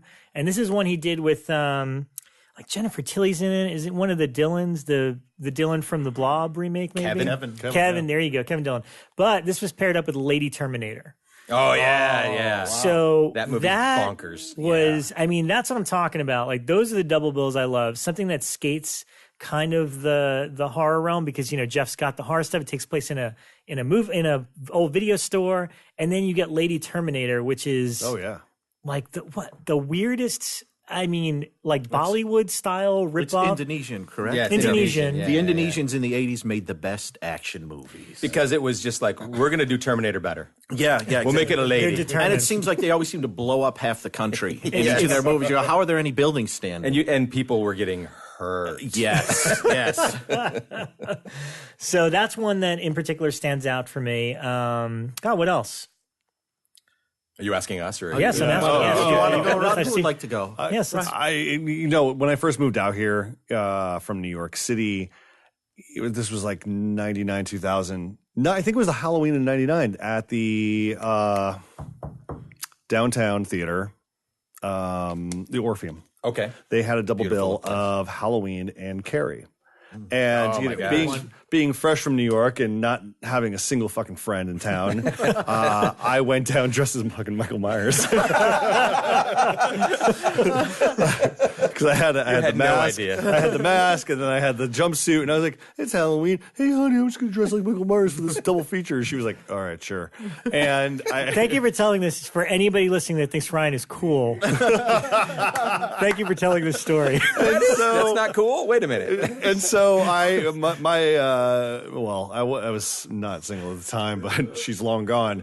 But I dressed as Michael Myers. What does that mean? What'd you do to her? Wow. No, Michael she knew. She understood how how much of a horror nerd I was. Okay. And we just split. But she wasn't in costume. I was. She was not in costume. So she was walking down the street with my dumbass Michael Myers. And I just remembered, like, the pure joy of the journey downtown, walking through downtown, 99, downtown 99, LA. so it's still super scary. seedy. Yeah. But everybody was closed. like, everybody was super interactive. They were all like, oh boy, Michael Myers is here. Oh no, and was that just the homeless people? Yeah. Oh yes, absolutely. But then I remember walking through the doors of the Orpheum and just partaking in the Los Angeles. It's a palace. It's a palace. Mm-hmm. Yeah. And I had never been in one of those theaters in Los Angeles before, so I was like, oh my God, I'm finally soaking all of this up. Took off the mask, sat down, realized that it was a 35 millimeter print of Halloween, which I'd never seen before. That was great. And then they showed Carrie, which more people showed up for, which was interesting because. Maybe you guys showed a Halloween a lot around here before then, but for Carrie, a lot of people came out, and that was single-handedly one of the best experiences with a crowd that I ever had because everybody was super, they were super appreciative of the film. They kept their mouths shut, but they probably shouted, "Plug it up." Yo, absolutely, absolutely. It was so fantastic, and it was so much fun. So that was my first double bill in Los Angeles. I'll never forget it. Man, that's like that's a high rank. It was good. It was really good. Yeah. One of my favorite. It's a triple feature. That's how hardcore I am. Oh man. It was on Hollywood Boulevard in this movie theater, this like really scary movie theater right next to a strip club. Mm-hmm. Like now the strip club is Deja Vu. Back then it was, take a poo. I don't know. It was scary. And this movie theater was even scarier. The guy that ran the ticket booth had a giant scar down his face, and we were like, haha, that's not real. And oh no, it was real. Wow. And so we went in and we're waiting in line, and there was actually like a line for it. It's called Bloodfest. And the first movie was Pieces, which is its own, which I saw last night and showed to my son. Oh yeah, what do you think of it? Oh, he was mind he blown? was delirious. I love He didn't know what was going on. It's my kung fu teacher. Yeah, professor. Bastards. One more said time. it before. There's a moment before and after Pieces. That's right. You're never the same. Yeah, after it's that insane. movie. So we're waiting in. There's life before. There's life after. We're waiting in line. Yeah. And there's a film crew. They start interviewing people, and they come up to me and start asking me and this guy Justin Crane about the movie and why we love it so. And we finish, and we kept wondering why the camera sort of kept flipping over to the side. And I was giving an interview right in front of a wall full of dildos. so somewhere there's footage of me just going on and on about how much I love Pieces with like waggly dildos right behind you. I used to have Wall of Dildos albums. I didn't know where you were going with that. I was like, he's going to pull it out of a bag. So it was. I used to have a Pieces dildo, officially licensed. Looks like a chainsaw. So it was Pieces. Don't Go in the House, which I feel like is the best Psycho knockoff ever. Wow. And the most uncomfortable. It's like when they reveal what he's up Wait a to. minute, Don't Go in the House is the one where he's like setting girls on fire? Yes. Yeah. That movie is Donnie. Yeah, that's unpleasant. That's an unpleasant It's super movie. unpleasant. But even more so on a theater at 2 a.m. on Hollywood Boulevard. Yeah, and it's such a cold movie too. The whole place, like during the winter, you could see everyone's breath. So warm. Yes, And then about 10 minutes into Nightmare of a Damaged Brain. Yeah. Oh my God. When at that point it's like 3 a.m. We're all a little delirious. We're not know what's going on. It took us 15 minutes just to find a seat that wasn't wet in this movie theater. All of a sudden, 4 guys walked in the movie theater with masks on and baseball bats, and it wasn't Halloween. And everybody woke up and they walked in. They stood in the middle of the aisle and just watched the thing. They sat down, and we were like, "All right, is this when we run?" And they stayed at the end of the movie, and then they took their masks off and they walked out like before it ended. And I thought for sure we're about to get jacked by During Nightmare. Wow. During Nightmare of a Damaged Brain. So honestly, I don't remember much of that movie because the whole time I kept looking over at them going, do we run? What do we do? What do we do? But talk about like an experience and then walking out on Hollywood Boulevard. And this was like, I don't know, 99 or something, when it was still. Did I walk by in a Michael Myers mask? That's right. Hey there, guys. What's up, Rotten? But look, we can joke about this now because nothing happened. But were you thinking when you saw these guys in masks, like, oh my God, I'm gonna die at this triple bill? Yeah. Everything my grandma said to me. It's like I'm watching these movies. Yeah, my grandma. This is it. My grandma warned me, don't go see these movies. No, her warning was, if you go see an R-rated movie, Scott, Jesus won't look for you there when he comes back. Oh, that's amazing. Burn! Oh my Talk God. about Sick fear. burn from grandma. Yeah. Hey, tangentially speaking, I just want to talk about it because it kind of relates to your experience a little bit in terms of like an audience not knowing what the fuck to do. Yeah. So I went to go see Burnt Offerings at the New Bev. Yes. And it was like a midnight screening. We're all sitting in there. It was kind of a half pack crowd. And I'm sitting in the second row. We're all sitting there, and it's about 35 minutes into the movie, and all of a sudden we start smelling something. We're like, "Oh no, what's going on? What is this smell?" And then I kind of noticed that there's just a weird haze in the air, and I'm like, "Oh, that's a fire." That's I was there that night. You were there that night. there. Oh my God! So we were all trying to figure out, and finally I just stood up and I'm like, "I'll go investigate." So I got up and You were that guy. I walked out the back, and I forgot Michael or somebody was like already on the case, but it turned out there was a car fire right next to the New Bev, and all the smoke was billowing in through the ventilation system and pouring into the theater. But that movie's, like, of all the movies, for out of that all to the be happening. movies, out of all the movies, but I love the audience reaction because we're all just like, is this real life? Do we do something, or do we just all go down with the New Beverly? Because we'll miss this print. Oliver Reed is worth it. When will I ever be able to see this again? Karen Black. I was actually going to do a different one, but I realized one of these here is a crowd watching movies. And unfortunately, this is the one non-horror ones I have here, so don't get mad, You Rob. guys have dropped a lot. Because this was when I went to see at the New Bev, I don't know when it was, I went to see Night at the Opera and Day at the Races, the two Marx Brothers movies. And I the story behind those being that, their previous couple of films had lost money. So I think it was Irving Thalberg said, yeah, you can come make movies with us, but you have to have musical numbers with like a romantic couple off to one side. And it's always boring in Night at the Opera, Day at the Races. What's his name? The good-looking No brother? No one. Oh, the good-looking Zeppo? Zappo, yeah. Zeppo. Yeah. Well, Zeppo wasn't in these. Oh, wow. This was actually, they had like it's a supreme Italian singer and his girlfriend. And and so I thought, how are people going to watch these movies? Because it's dull. These scenes are dull. So you get like 20 minutes of hilarity and then this boredom.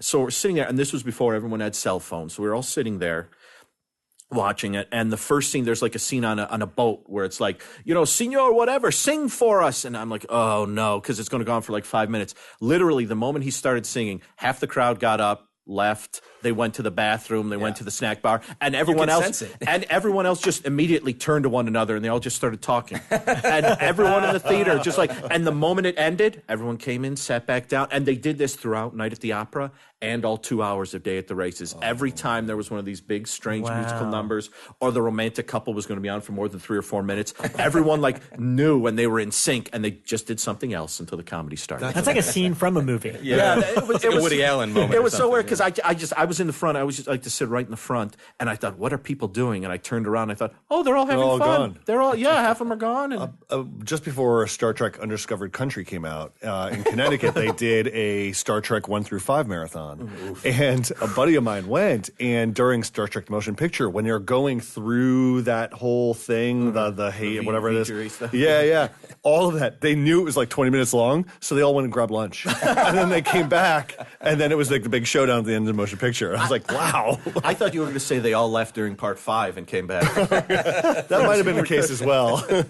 But that wasn't a horror one. But It's okay. I've got horror I mean, ones most here. memorable. Yeah, I mean, just throw them out. More memorable. Because you guys aren't here, Rob literally has a gun to his head saying, do a horror. Do it horror movies I now. can do one quick horror one right now. Yeah, go for it.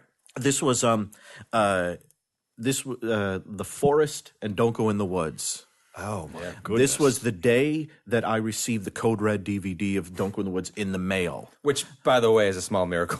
Yes. Well, that was their words you never thought you'd say out loud. It was that I received. October 2006. It was their first release. and it'd been postponed for like months, and it arrived. Literally, I got home from work, opened the mail. Oh my gosh, the DVD! I have to hop in the car and go to the screening. So I pulled the wrap, the label out the thing, and so I could get James Bryan to sign it because I thought he might be there. And the great thing about the screening is we sat down for The Forest, and I liked The Forest, but the crowd, it was packed. The crowd, absolutely packed. The crowd spent the whole 90 minutes laughing at The Forest, just laughing, not in a good way, laughing at it. Right. And I thought, I've never seen it. Have you guys seen that one? No. I like it. The Forest? The Forest.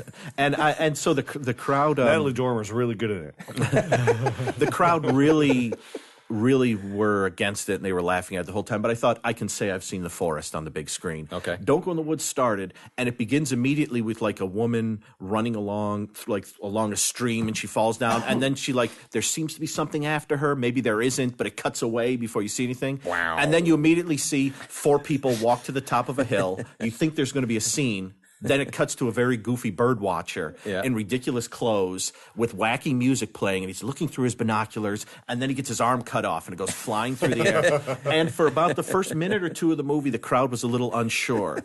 The moment they saw this goofy guy and this arm flew through the air, they started laughing, but they were laughing with the movie. Yeah. Right. And it was funny watching it because we'd seen it so many times, and we never quite knew what it was. But it's like I'm watching with this crowd. I'm not sure the director knew what I don't know either, but there but are he moments, made something. like the wheelchair guy. He spent and he goes through on this wheelchair, and he's climbing this mountain on the wheelchair, and then there's this shot of him silhouetted with the sun behind him, and it's gorgeous. And then all of a sudden you see a knife, and then there's that silhouette, and his head goes flying off, and the wheelchair falls down the mountain, and the crowd. There's a girl on roller skates. The crowd cheered and screamed, and they were just, and it was funny. It basically cuts out any sort of character or plot, and just goes straight to kills. Kills. Yeah, and so it was so weird because I never knew how to take the movie before then, and then I watched it with a crowd full of people who had just spread derision all over The Forest for 9 minutes, and suddenly they're watching Don't Go in the Woods. And they loved it. The director was there, and everyone was lining up like, "Do you have the DVD? Can I get the DVD?" And so that was a joyous night. Wow. Other memorable ones? I'm going to throw a couple quick ones out. Scott, I believe we went to this one at the New Bev, Westworld with the Terminator. Yep. It's like what a cool. That's cool. It ended up being a really cool bill. But what I loved about it is I don't think at that point I'd ever seen the original Terminator with an audience on the big screen. Oh wow! And I love that movie now. And I've said this before. Like as a kid, it was always about T2 and aliens, and now as an adult, for some reason, I still love those movies, but I appreciate the first ones more. Yeah. The original Terminator and Alien. But isn't there a moment where Linda Hamilton's character pops into a bar because she's being chased by, followed by Michael Biehn. Yes. And this is the joy of seeing a movie in Los Angeles where it takes place. And she calls the cops, and the cop answers the phone. And he's like, "Where are you?" She's like, "I'm at a bar." He's like, "Yeah, no, it is on Wilshire." And the whole audience started cheering because they're like, "Yeah, we know where that is too."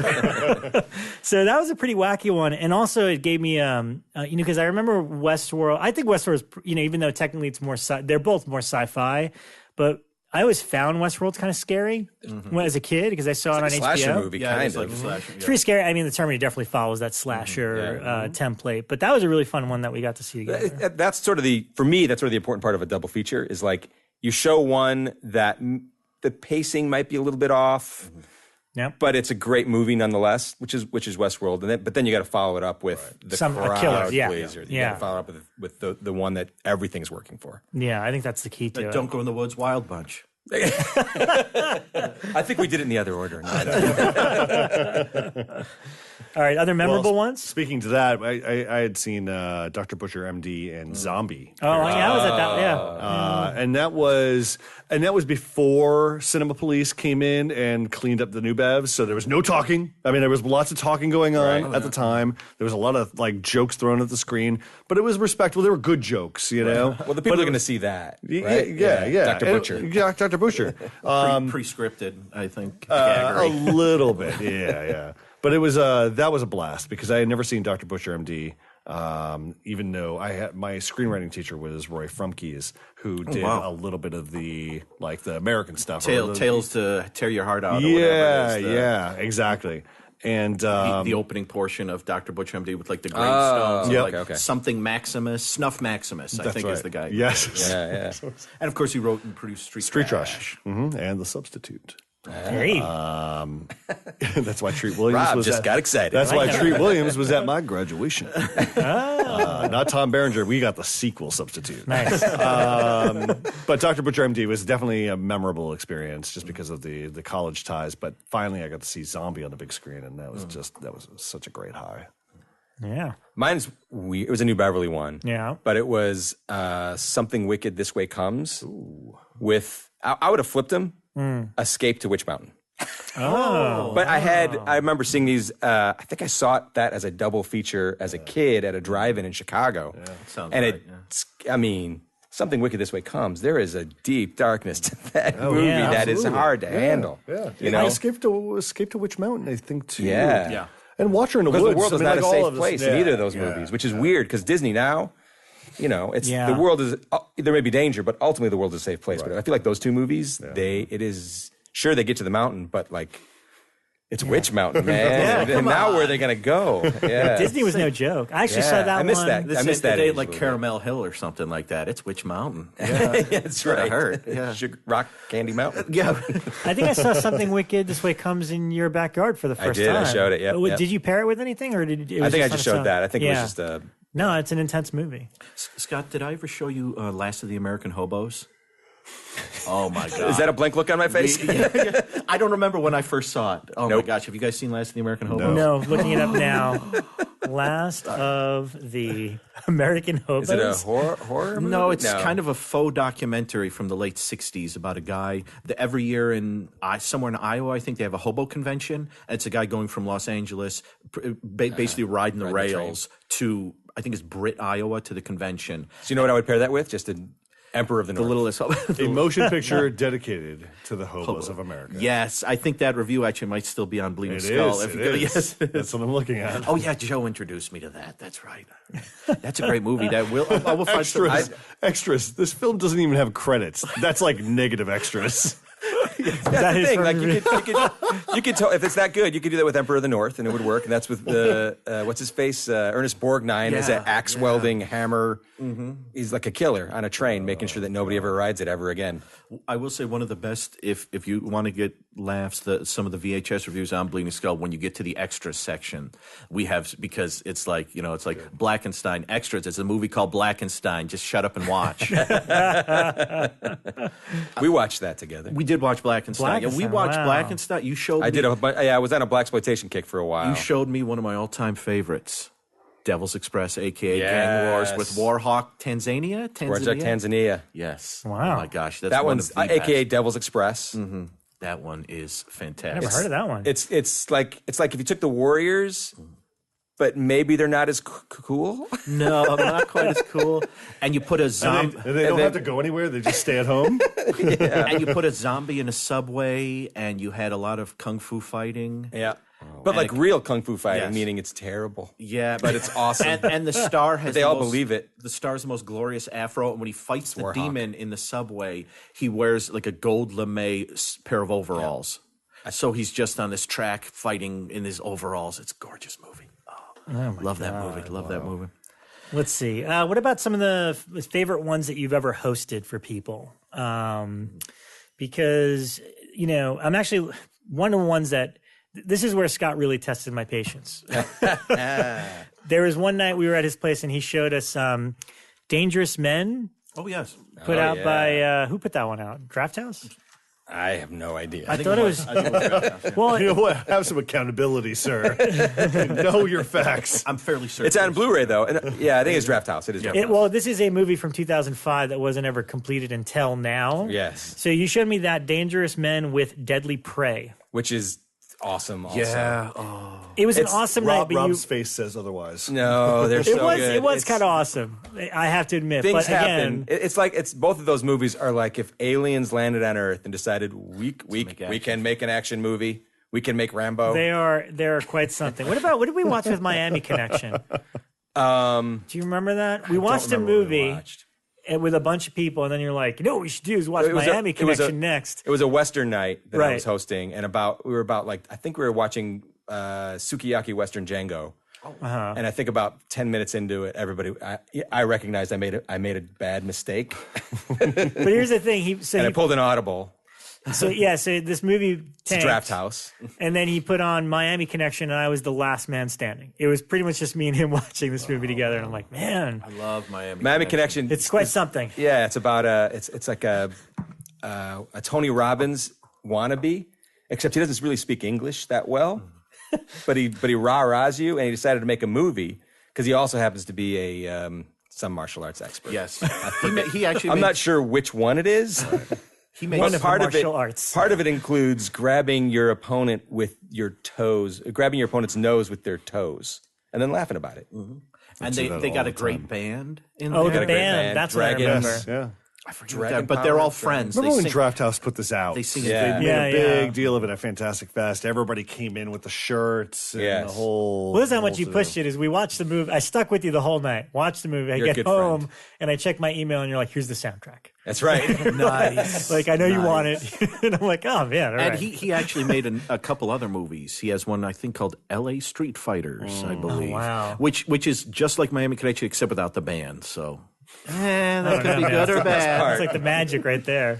So yeah, in terms of hosting ones, like, what's the coolest thing that you've ever hosted for friends? Because I've done quite a few at this point. When I first moved to town, I used to do me and my buddy Jackson Stewart, who directed Beyond the Gates. It was very short-lived, but we did a thing called Horrible Horrors.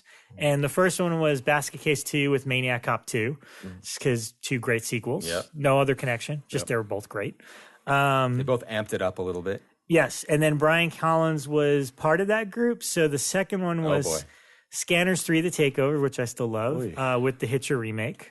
Also no connection, but a fun night regardless.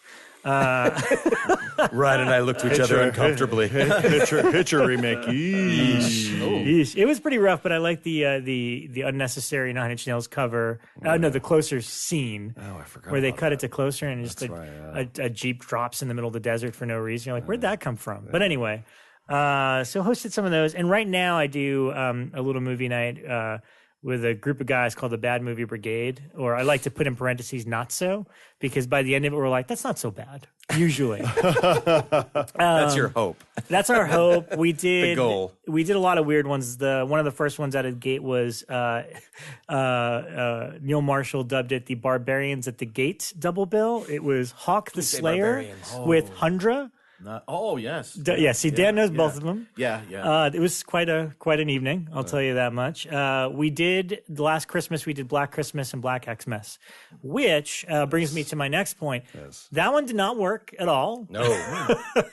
Sometimes when they're the same movie. That's like having a boner and then it just goes away. Yeah. But you know what? I kind of like. I've been a defender of Black Xmas as its own weird, sleazy slasher movie, but watching it back to back with the original did not work. And that's my biggest remake test. If you could do a double, I've said it before, if you can do a double bill of an original and a remake together, and it's a good double bill, then it's a good remake. But generally, that's a bad idea. Normally, the ones that work. When has it ever worked, Rob G? Maniac. I think the original Maniac and the remake are great double bill. God, then you got to take like a long shower after that night. I didn't say it was a pleasant double bill. Last House on the Left remake and Last House on the Left. That's pretty brutal, man. You like Straw Dogs and Last House on the Left. Evil Dead, the original Evil Dead and the Evil Dead remake. I think those complement each other pretty well. Yeah, because they're different movies.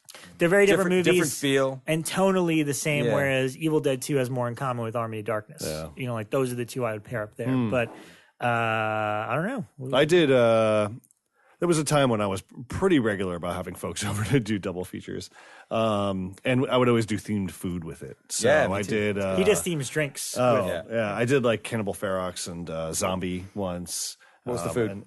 It was a pudding. And then we had like, kind of like the dirt pudding, and then I had worms coming out of it, and I had like fingers coming out of it. And then I did a night of. It was Ginger Snaps and American Werewolf in London. Oh, and it was a good werewolf double Bangers bill. and Mash. Yeah, that's great. Yeah. And that was a lot of fun. That was a lot of fun. But I teed it up with Ginger Snaps first, and then American That's Werewolf. the right way to go. Yeah. Just kind of like, My worst. Want to hear my worst double feature?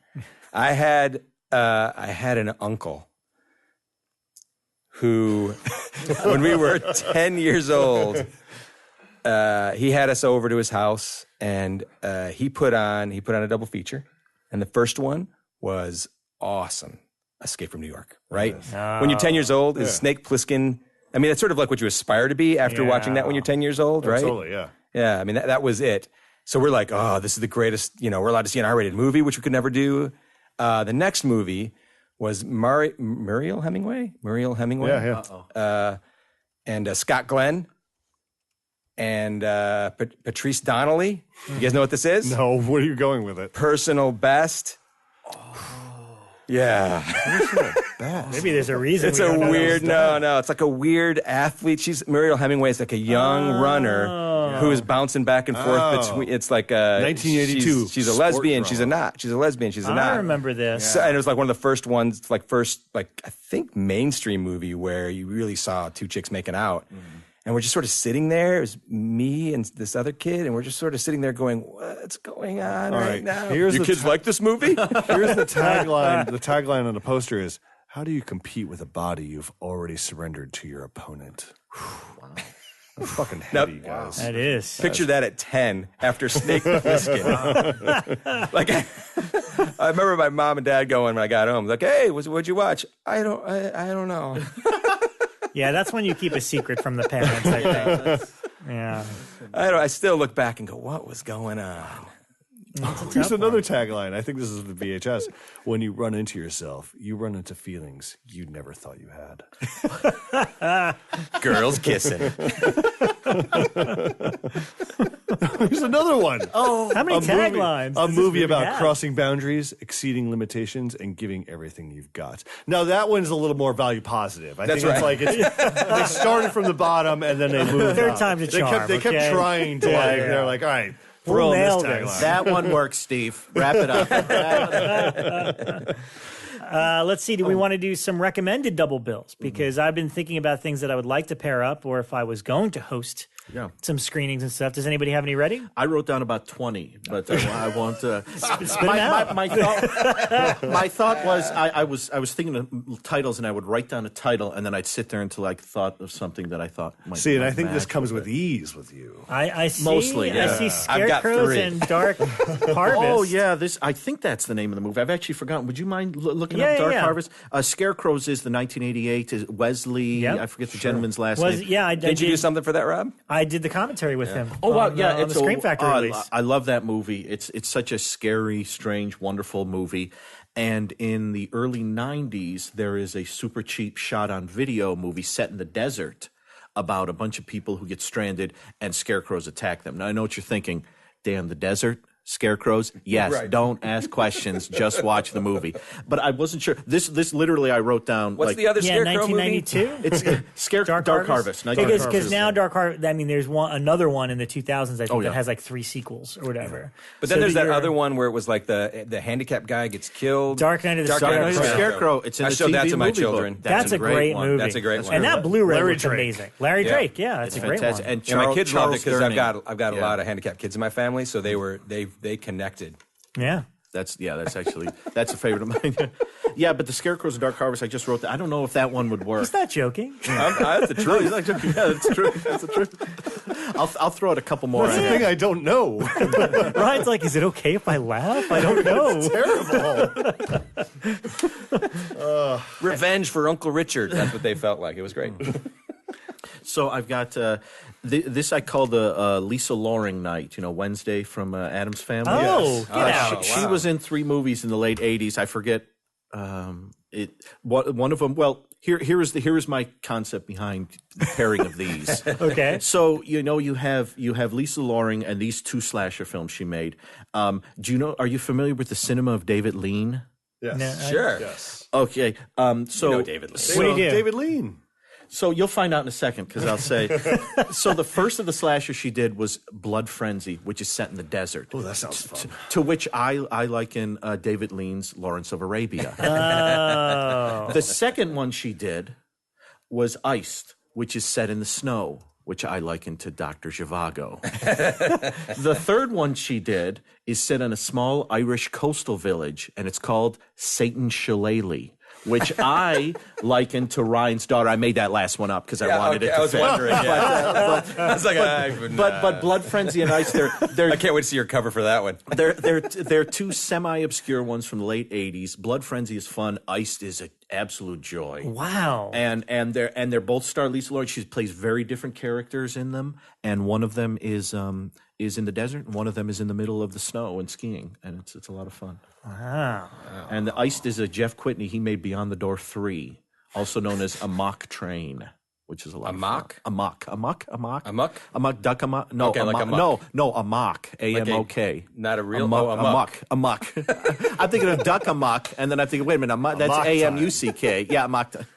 And you know, one I wanted to do. Do you know whenever they say stuff, and I've said this, when someone rips off a movie and they say it felt like they didn't actually see the movie. Yeah.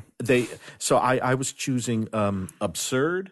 Joe D'Amato's Absurd, a.k.a. Monster Hunter. My son just asked me if he should see that movie.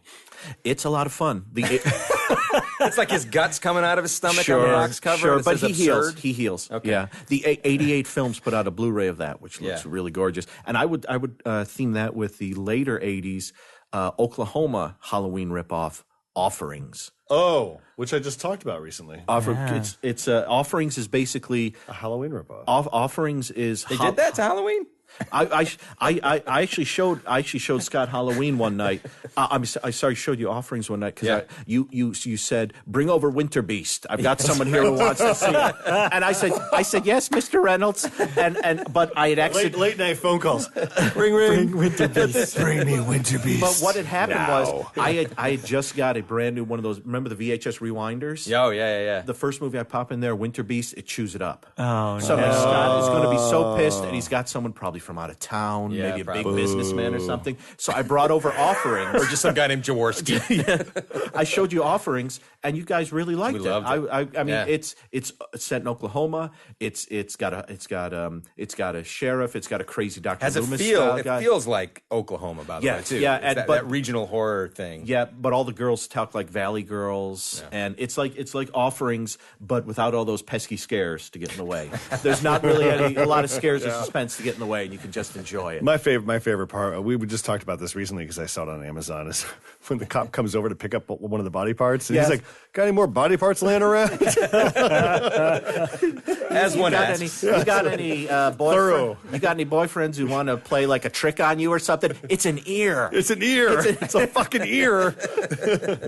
And so I would do Absurd and Offerings because they're two Halloween ripoffs that are very different. And I think you'd be able to watch them. I don't know. I'd probably do Offerings first, although I'd want to go chronological, though, is the problem.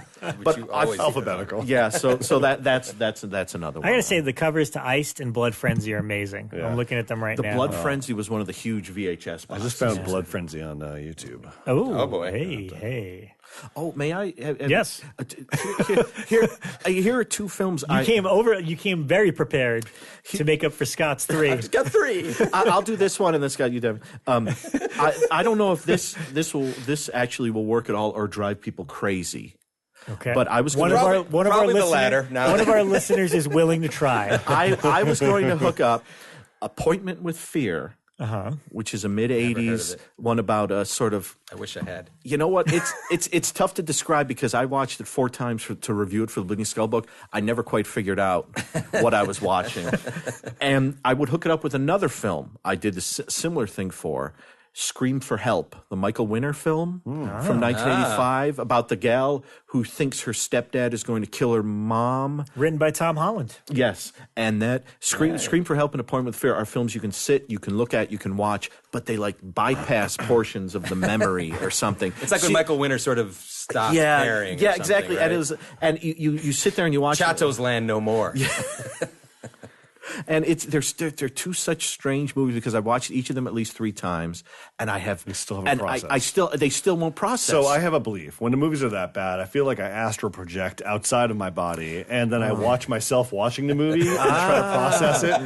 That's what I believe. That's what happened when I watched Rob Zombie's 31 at the festival. And I was just like, I'm just going to astral project somewhere else, and then I'm going to tune into myself watching the movie and go, oh yeah, I still don't care. Now, the only reason I knew Scream for Help was written by Tom Holland, and he has said this on record, so I'm allowed to say it, is that is the movie where he was like, yep, I'm directing my scripts from now on. Oh, wow. Because 85, that was like Michael Winter. You'd think, oh, this guy did Death Wish. And, Yep. He did a bunch of Bronson great movies. Hey, if not for that, we wouldn't have Fright Night. Exactly. That's right. Scream for Help has one of the most joyously crazy soundtracks. John Paul Jones from Led Zeppelin does it. Wow. And it's one of those soundtracks that is inappropriate constantly. Every single scene, like car chases, the tone is wrong. Erotic moments, the tone is wrong. Suspense, it's always wrong. That's great. And if there's a movie called House of Death that has a very similar sort of score where it's constantly, whenever something suspenseful happens, it just, you listen to the score and you go, what the hell? So Scream for Help and Appointment with Fear, that would be kind of, I'd have to bring in someone I really trusted and who would allow me to sit them down safe to space. watch. That's a special. Yeah, because we might both go You've crazy. already built so. a relationship. Yes. Wow. All right, Scott, hit us with your three. These are my future dream double features, and I will show them in my backyard, I guarantee. All right. Nice. First one is sort of why you shouldn't go into the outdoors double feature. And I would show them in this order. It would be one we talked about already. Don't go into the woods alone. That's the proper name of that Again. one. And The Descent.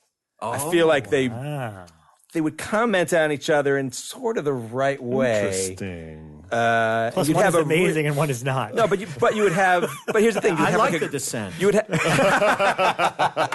you would have a great night because there's jumps in the wrong ways in the first movie, Right. And there's terrifying jumps in the right ways for That's the a second. very valid point. Wow. My second one is a claymation horror double feature. So you already know what one of them is. I called Dan late at night one night to ask him to bring this one over.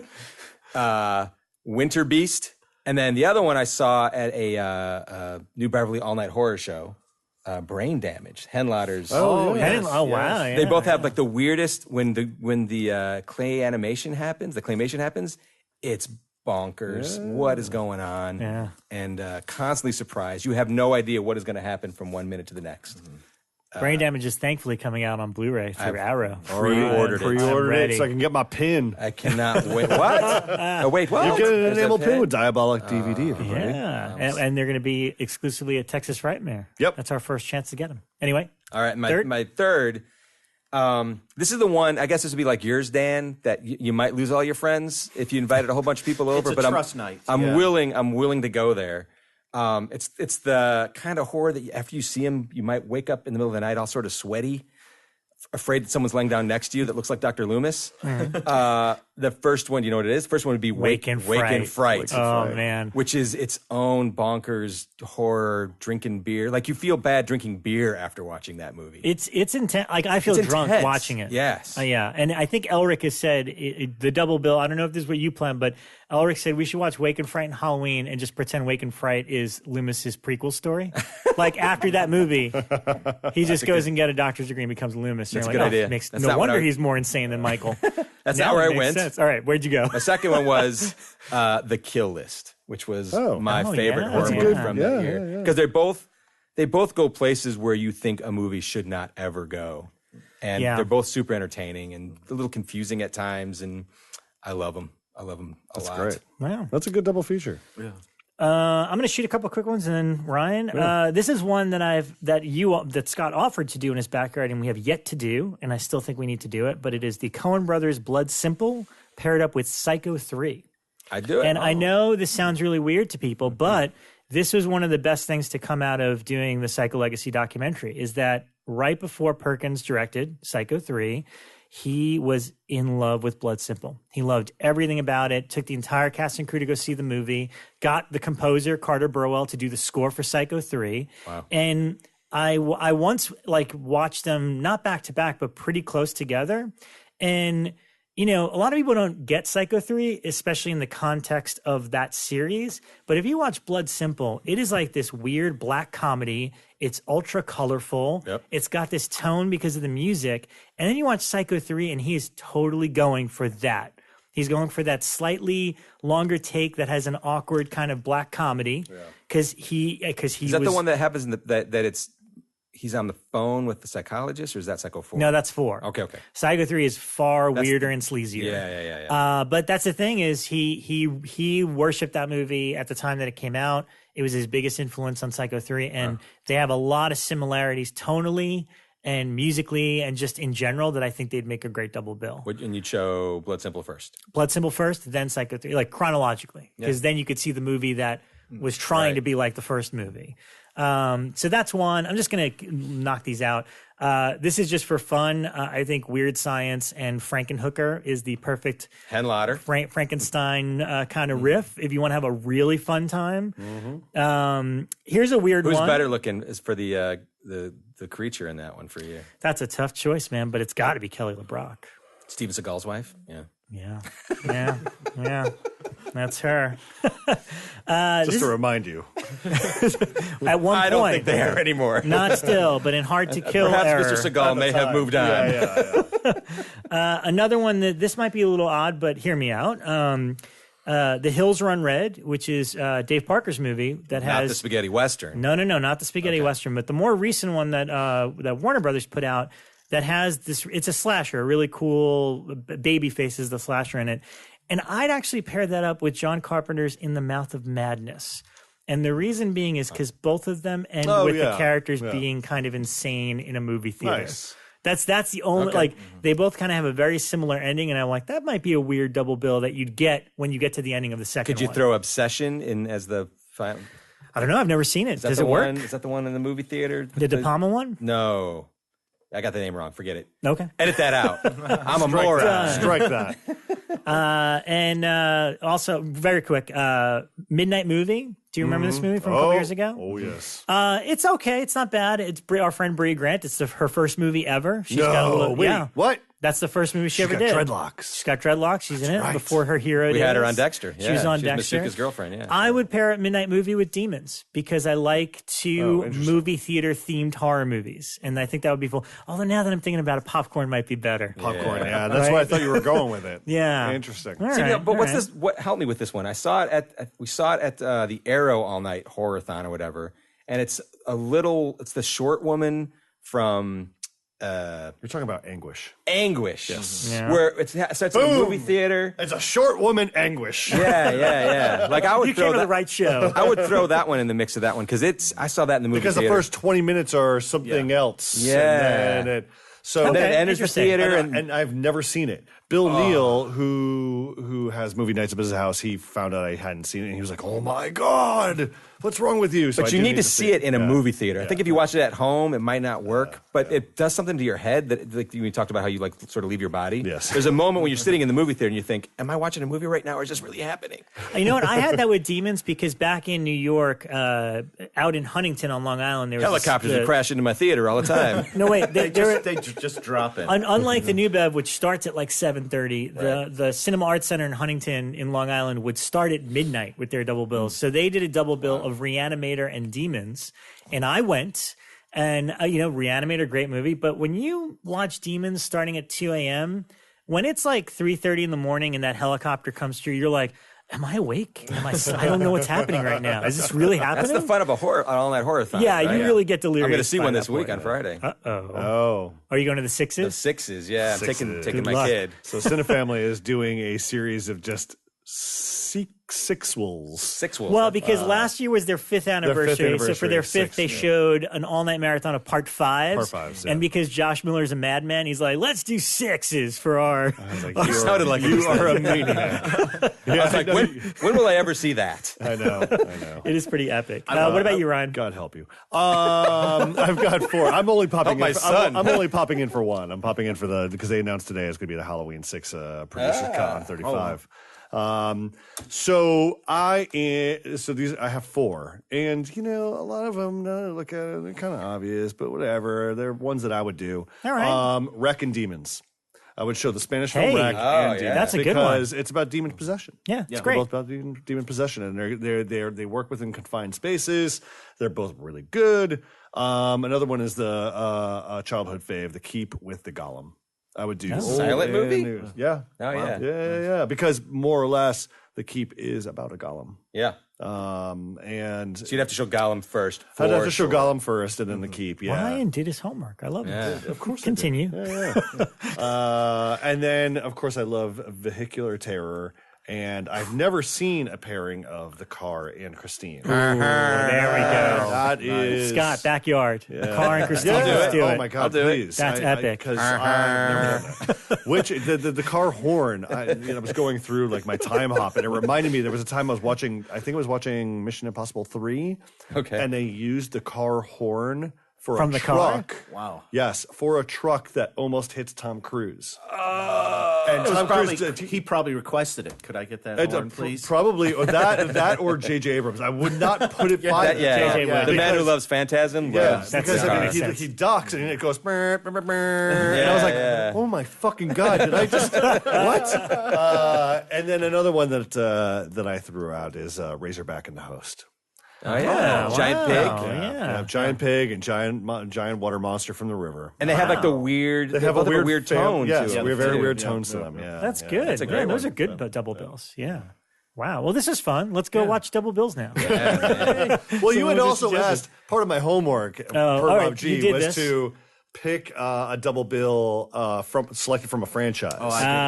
Did everyone do this? All right. So I did. I just pulled one, and I've never done it, and I think I might do it this year. Is I've never watched Nightmare on Elm Street and New Nightmare back to back. Oh, that's fun. And I feel like just trim out all the rest and just watch those as one unified film. Yeah, that was my thing. I was like, if you only could watch 2 movies from any given franchise, technically one that's gone 5 or 6 movies, which 2 would they be? And that's a great one, actually. What did you pick, Dan? Let's see. I picked. I did. For those at home, he flinched. He flinched. I see your nightmare picks in there. Unbelievable. Yeah, so please tell me. Here's the thing about my nightmare picks. I picked these about 3 days ago, and I'm not 100% sure why. It's 2 and 5. I think 2 because 2 is bold. Two is sort of weird. 2 is sort of unsung, but it's kind of getting a growing following, and no one really seems to think much about 5. So I thought if we could, which one's 5 again? Dream Child. Oh yeah, so no, I'm sorry. That blew my mind just seeing it written on your paper. This might be the day where it happens. Wow. And Friday the 13th, it was either 5 and 6 or 6 and 7. Because I love 6, and I'd like 6 to buoy it. And 5 is sort of so mean-spirited Danny Steinman style, and I don't like the porno version. Yeah, it's like maybe like 5 and 6. I think 5 and 6 would be great. 5 and 6 would be nice. 6. They're both like on steroids a little bit. Yeah. That is a good one. All right. At Halloween 1 and 3, that's pretty interesting. Yeah, I was going to write it down, but I was going to be. I was in a mood to just kind of like do the deconstruction. It was going to be H1 Halloween 1 and H2O. You know, just kind of like do the trim. I showed when I first showed Zane. I showed him 1, 2. My son 1, 2, 1, and 2. H2O. Yeah. Nice. It makes sense that way a little bit, right? I think 1 and 4 would be the fun one. Because, like, I know 1 and 2 are back to back, but it's like. Is that the one with Busta Rhymes? No. That's Resurrection. One is kind of. I don't that's know, 8. but it makes me sad. Michael Myers is a great white shark. Oh, God. Didn't they have to redub his voice, like when he has the mask on at one point? Wasn't probably. that something where they couldn't, initial crowds couldn't make out, like with Bane and Dark Knight Rises, they couldn't tell what he was saying, so they had to redub That will it. never, ever be my double. But no, 4 is kind of the attempt to just go bonkers with the Halloween premise, and Daniel Harris is in there. And it's a good one. And no, please, right. Oh, no, I wasn't saying anything. I was going to say Hellraiser, the first one and the last one, because I've never seen the last one. I heard it's kind of silly. so I thought that would be for me. Is it Hellraiser what? You totally should. That's 8. That's 8. We're talking about Revelations, the one with the Alan Tudyk? The last one. The last God, one? I'm thinking about Hell World for some reason. No. There's a Revelations is 9. Here's what I love about Dan Budnick. He is a gambling man. He will do that first and last Hellraiser. He's like, let me see where it and God began, help him. and let me see where it is a complete abortion. And you could be like, all right, well, that was done that. I think I'll do a podcast about it. Minute by minute breakdown. Texas Chainsaw Massacre, I did 1 in the remake just because Sure. I thought that I've never seen that remake. I thought that might be interesting to see because totally. I get the feeling that something made in 74 and a remake made within the past 10 years would be so different in tone and feel. They would, although they're both set in 74. That's the crazy thing. But that would be a much good more double bill. idealized. And I've got 2 more. One is very quick. Children of the Corn. I just watched part 1 twice. Your double bill would be rather than a sequel, just one twice. Yeah.